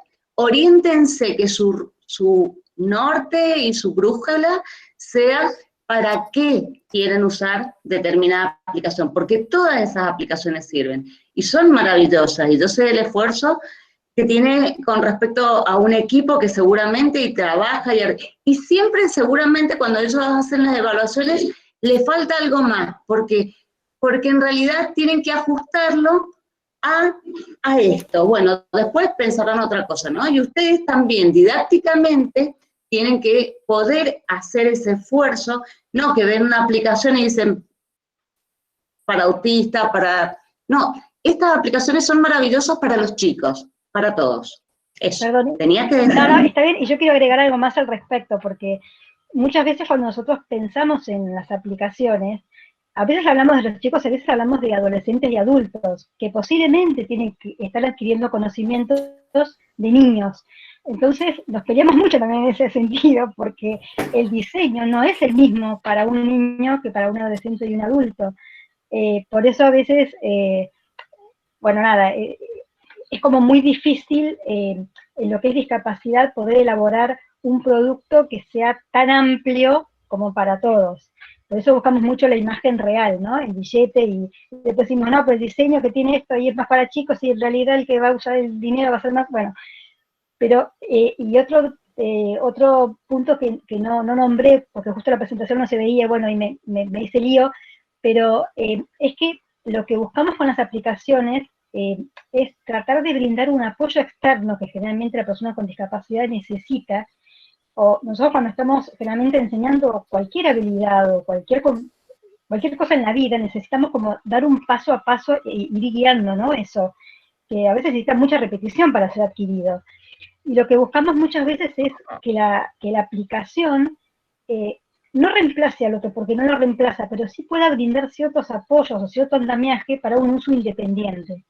Por eso posiblemente ponemos el sonido y que no necesite un otro que tenga que leerme la consigna.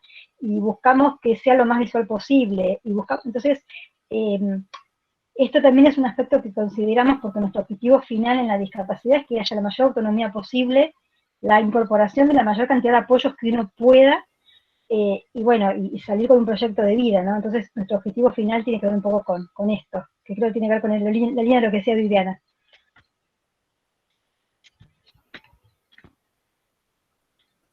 Bien, perfecto. Bueno. ¿Quieren que, no sé quién tiene una pregunta, si nosotros se las leemos y ustedes responden? No sé. A ver. Estoy mirando acá. Bueno, ya Pueden tenemos... activar el micrófono también. Claro, sí. Yo traté de ir respondiendo acá, pero bueno.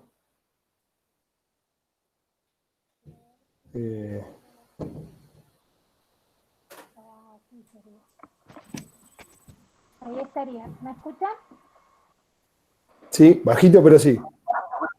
Bien, voy a tratar de acercar más al micro. Yo tenía anotado unas preguntas, pero en realidad se me han ido relacionando con respecto a la profe Vivi, que cuando ella decía de esa continuidad pedagógica nueva que tenemos los docentes, donde hay que replantearse y reinventarse, porque en realidad ahora hay que reinventarse, nos vamos encontrando con estas pedagogías emergentes que para mí, no sé si ya son emergentes, yo creo que ya hace rato que emergieron y ahora nosotros nos estamos zambullendo ahí y muchos estamos a los manotazos de ahogado, pero bueno, estamos tratando de ver que mucho de la Facultad de Educación aporta muchas herramientas para poder sería esto de meternos, de zambullirnos en esto, de aprender a nadar en esta pedagogía nueva. Y yo quería saber con puntual a la profe Vivi, preguntarle cómo mantenemos ese equilibrio, que por ahí también los papás piden, entre el uso de la tecnología y la vida sana, porque por ahí te piden también que los chicos no estén tan ocupados, tan prendidos a la tecnología, que están todo el día con los celulares, con las pantallas. Entonces como que voy a decir, bueno, pero ¿y cómo hacemos? Entonces, ¿cómo equilibramos eso? Y a los chicos a Pablo y Eugenia, mi pregunta puntual es que de lo que vi, si ellos, o sea, ¿quién avala por ahí lo que ustedes van creando, impulsionando? Porque tenía razón por ahí la profe Vivi cuando decía que nosotros tenemos que evaluar de las aplicaciones que sirven para todos los chicos. Yo pregunté si servía para chicos autistas, pero porque trabajo con un nene que tiene autismo, pero por ahí me da esa inseguridad de saber si lo que ustedes traen está bien avalado, porque yo estudio profesora de educación primaria, pero tenemos a los chicos que tienen lenguaje de señas, y yo no sé si lo que ellos aprenden está, a ver si me puedo explicar bien, si está bien fundamentado. Esta es una enseñanza de nuestra facultad a desconfiar y reaprender y aprender permanentemente, basándonos en esto de la seguridad, de la fundamentación de quiénes, de dónde usamos nosotros para nuestros alumnos. O sea, que sea buena lo que aprendemos. Entonces por ahí yo veía a ustedes lo que hacían de lenguaje de señas, y yo en un momento dije, ¿y estará bien? Porque yo no tengo contacto con los chicos que aprenden lenguaje de señas. Entonces no sé si está bien. Ustedes, ¿de dónde lo avalan? ¿O está avalado por una universidad? No sé. Ok. ¿Querés, Viviana?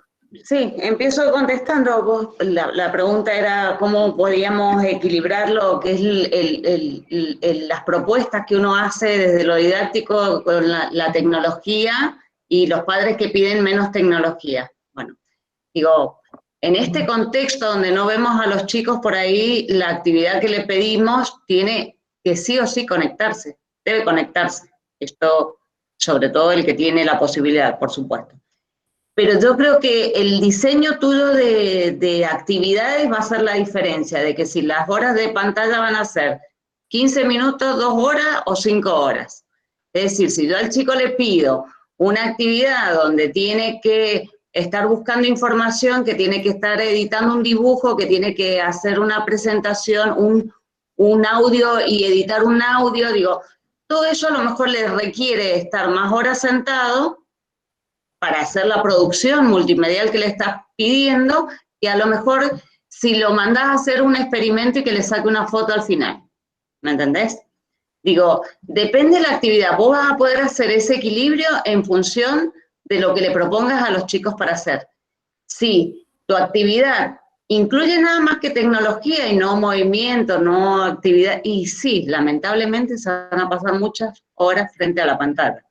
Pero a la hora, primero vas a ver si tiene sentido que esté tantas horas en la pantalla. Si tiene sentido, vos decís sí, porque necesito esta competencia, no la va a lograr de otra manera, bueno, avanza con eso. Y si no, irás buscando alternativas diferentes de propuesta. Digo, estamos hablando así como muy generalizado. Yo siempre quedo a disposición de las estudiantes para que en casos concretos, con sujetos concretos, con clases concretas, nos juntamos, las charlamos y por ahí siempre, a veces no tengo todas las respuestas, un montón no tengo, pero a veces sé, sí, siempre sé, o tengo algún contacto que sabe y puede buscar. Por ahí que siempre les digo el tema de las comunidades, de armar comunidades entre ustedes. Entonces, en ese sentido, me parece que puede ser un camino para mirar, aunque estamos hablando así como muy en el aire de la propuesta. A mí me gustaría, si me permitís, Viviana, si bien no fue la pregunta directamente para mí, pensar en lo que tiene que ver justamente con la planificación para aulas heterogéneas. si mi propuesta tiene que ver con una paleta, no sé si escucharon algo de aulas heterogéneas, pero con un tatetí, donde yo en realidad tengo un tema central, pero permito que puedan darme la producción que tiene que ver con el DUA, ¿no? Con lo que yo decía. Podés elaborar una canción, podés elaborar una poesía, podés ser una periodista, además un reportaje que puede ser grabado, puede ser grabado de manera verbal, puede ser filmado, puede ser, o sea, mi propuesta es tan amplia que le permito al otro dar una respuesta de lo que sabe de diversas formas. Y ahí, por otro lado, realmente accedo a la persona que tiene dislexia, a la persona hipoacústica, a la persona que tiene una disminución. O sea, mi propuesta es tan amplia que hasta le doy la posibilidad al papá de elegir si quiere tecnología o no, de acuerdo también a la habilidad y a lo que quiere desarrollar el alumno. Por eso yo hablaba de que la creatividad. Cuando yo me senté con el profesor de música a pensar qué hacer, cuando él pensaba en realidad como objetivo de la clase de 5º grado de primaria, trabajar canciones, realmente hubo que repensar la propuesta para todo un grupo, de manera a poder llegar a todos. Entonces, claramente tenemos que hacer propuestas tan abarcativas que nos permitan a todo el alumnado darnos una respuesta. Es un desafío. Perdón, me metí en un terreno que no me correspondía, pero... ¿Cómo no te corresponde? No, yo dije que yo no sé nada. No, en realidad, claro, todas las propuestas que tengan que ver con un diseño universal de aprendizaje, los chicas creo, si han estado en la charla, en la otra charla, seguramente vieron más, se han explayado sobre este tema, y en realidad tiene que ver con eso, de lo que estás ampliando, pero perfecto, al contrario, yo a mí agradezco. Y respecto Si le respondimos. Gracias. Respecto a la lengua de sueños, Pablo, si querés contar, está todo avalado por Fundasor. Claro. Ahí, sí, ahí Laura, está buenísimo que hagas esa pregunta, me parece extraordinario. Nosotros, de hecho, la política, sí, más allá de lengua de señas, como dice Euge, la lengua de señas argentina, digamos, Fundasor es una de las entidades madre, que es la fundación esta que te contaba, que de familia de personas sordas, y después tenés una que la verdad la estaba googleando ahora porque no me acuerdo el nombre, es como, no es una entidad, es una organización civil que se encarga de aprobar, de generar, en conjunto con Fundasor, y hay 2 o 3 entidades más, generan las nuevas lenguas de señas y es como que le ponen el sellito, y dicen, esta va. Después hay todo otro mundo, ¿no? A no todo el mundo le cae bien, hay otros que es todo un mundo en la discapacidad, y por ejemplo el tema de sordos es todo un mundo. Pero digamos, hay una que es la que le pone el sellito a cada una de las lenguas, de las señas. Entonces, todas las que vos tenés ahí, en realidad, las 700 parten de un libro que ya existía de Fundasor, ¿sí? Que obviamente estaban creadas lenguas. Estas nuevas de la ESI que yo contaba ahora, se acaban de crear el año pasado. Están creadas por esta entidad, que no me acuerdo si es, me sale el Club de Señas Argentina, pero no es así. Es comité, no sé cuánto. En realidad, si vos te fijás cuando entras a la aplicación, eso está puesto, con lo cual lo hacemos directamente, lo hacen ellos y nosotros lo que hacemos es transcribirlo a la aplicación. Y en el caso del resto de las aplicaciones, yo creo modestamente que uno de los temas por el cual Dane avanzó tanto es que está muy dividido. Nosotros como tecnología. O sea, yo, digamos, si yo tuviera que representar a la gente de tecnología, entre comillas, entiendo 0 de discapacidad y de educación. O sea, no aporto. Nosotros lo que podemos decir es, che, mirá, las reuniones son interesantísimas. Esto que dice Euge. Euge dice, che, mirá, tenemos que tener en cuenta, estamos haciendo una que es una billetera virtual ahora. Te cuento un caso para que veas a qué punto llegamos. Entonces, claro, le armamos medio lo que se llama un mock-up, que es un prototipo, y le pusimos más y menos. Más plata, menos plata. La vio Euge, puntualmente está justo Euge, y dijo, no, más, menos, no. Porque los chicos no entienden el más ¿qué es? ¿Qué es sumar? No, es poner o sacar de la billetera. Entonces, bueno, pum, hay que cambiarla. Hay que poner una manito que entre, porque, bueno, Euge lo puede contar mejor, el contenido y demás. Digo, a lo que voy es esto. Todo lo que tiene que ver con ese contenido lo definen las ONG, APADEA, que es la asociación que trabaja con los padres chicos autistas, ADRA. Ellos ponen en realidad, aparte de los padres, que está bien, conocen, pero digamos, ponen psicoterapeutas que vienen trabajando, y por otro lado tenemos los colegios integradores, como yo decía recién, Los Robles, tenemos el Colegio Diálogo, bueno, hay varios dando vuelta. Entonces digo, en toda esa camada de gente es la que define, que hace años que viene trabajando con discapacidad y otro tanto con educación, pero tampoco hay gente que defina qué hacer y qué no hacer, digamos, no es que hay una entidad que dice, con autismo hacemos tal cosa, no existe eso. Lo que pasa es que, bueno, APADEA es la que hace 30 años que viene trabajando y es un poco la entidad madre en Argentina, y ADRA es el equivalente para síndrome de Down. Entonces, tratamos de trabajar con todas las entidades madres, sumando toda la parte de educación. Por eso, en general, la verdad es que no, y que yo también a veces, cuando no está Euge y tengo que contar yo solo, me siento como avalado porque digo, nosotros no definimos eso, hay un montón de gente que trabaja hace años con esto y es la que define. Pero, Euge, si querés agregar algo ahí, que te veo. No, es que te escuchaba y en realidad me representaba nuestras reuniones, que son, si ustedes las pudieran vivenciar, son muy cómicas, porque muchas veces nosotros también tenemos ideas que sería lo que uno en la vida real quiere llevar a la práctica, y nos dicen, es imposible llevarlo a la tecnología. Entonces, es como un tira y afloje de las dos partes, como para tratar después que una aplicación salga a la luz, y tal cual, después como decía Viviana, ¿no? Con todo el testeo y todos los cambios que uno va viendo, y dice, no, ¿cómo puse esto? ¿Cómo se me ocurrió? Uy, faltó esta etapa, bueno, todas las mejoras que se pueden ir haciendo. No sé si respondimos un poco a las preguntas.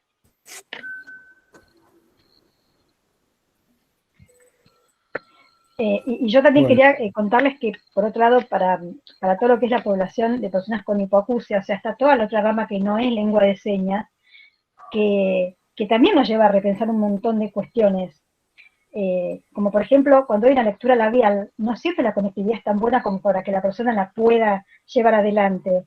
Y a lo mejor la pavada de enseñarle a la persona a poner la vista del hablante, para que realmente lo vea grande y trate de entender qué es lo que está pasando, son cosas que también las fuimos como creando a medida que fuimos caminando en esta virtualidad, porque antes era mucho más fácil, cara a cara, ¿no? O sea, uno giraba y tenía a la persona enfrente. Ahora es como, son detalles que uno también tiene que ir aprendiendo a tener en cuenta, y en ese grupo ya no hay más videos sin subtítulos, siempre que se hace un Zoom se pone la vista del hablante, siempre, o sea, es como que hay pautas que tienen que ver con esto que uno va aprendiendo en la interrelación, ¿no?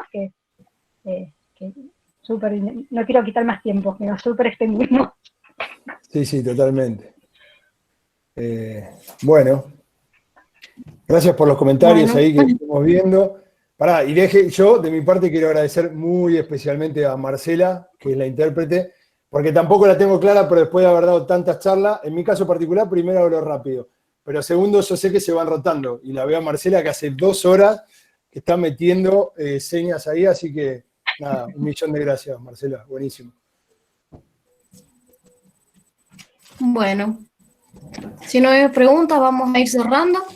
Agradecemos a todos y a todas por participar de esta segunda charla del proyecto Hablemos de Discapacidad. También el compromiso y la participación de los expositores y expositoras que fueron parte de este encuentro, a Marcela también por la interpretación, y esperemos que haya sido un encuentro fructífero, lleno de aprendizaje y reflexiones.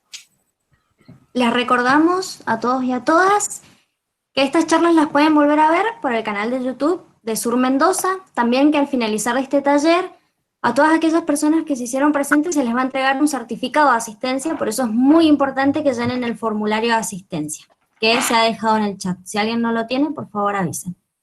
Bueno, y nos encontramos en el próximo encuentro, que va a ser el 22 de octubre a las 15 horas, donde vamos a estar hablando sobre discapacidad y ESI. Muchísimas gracias.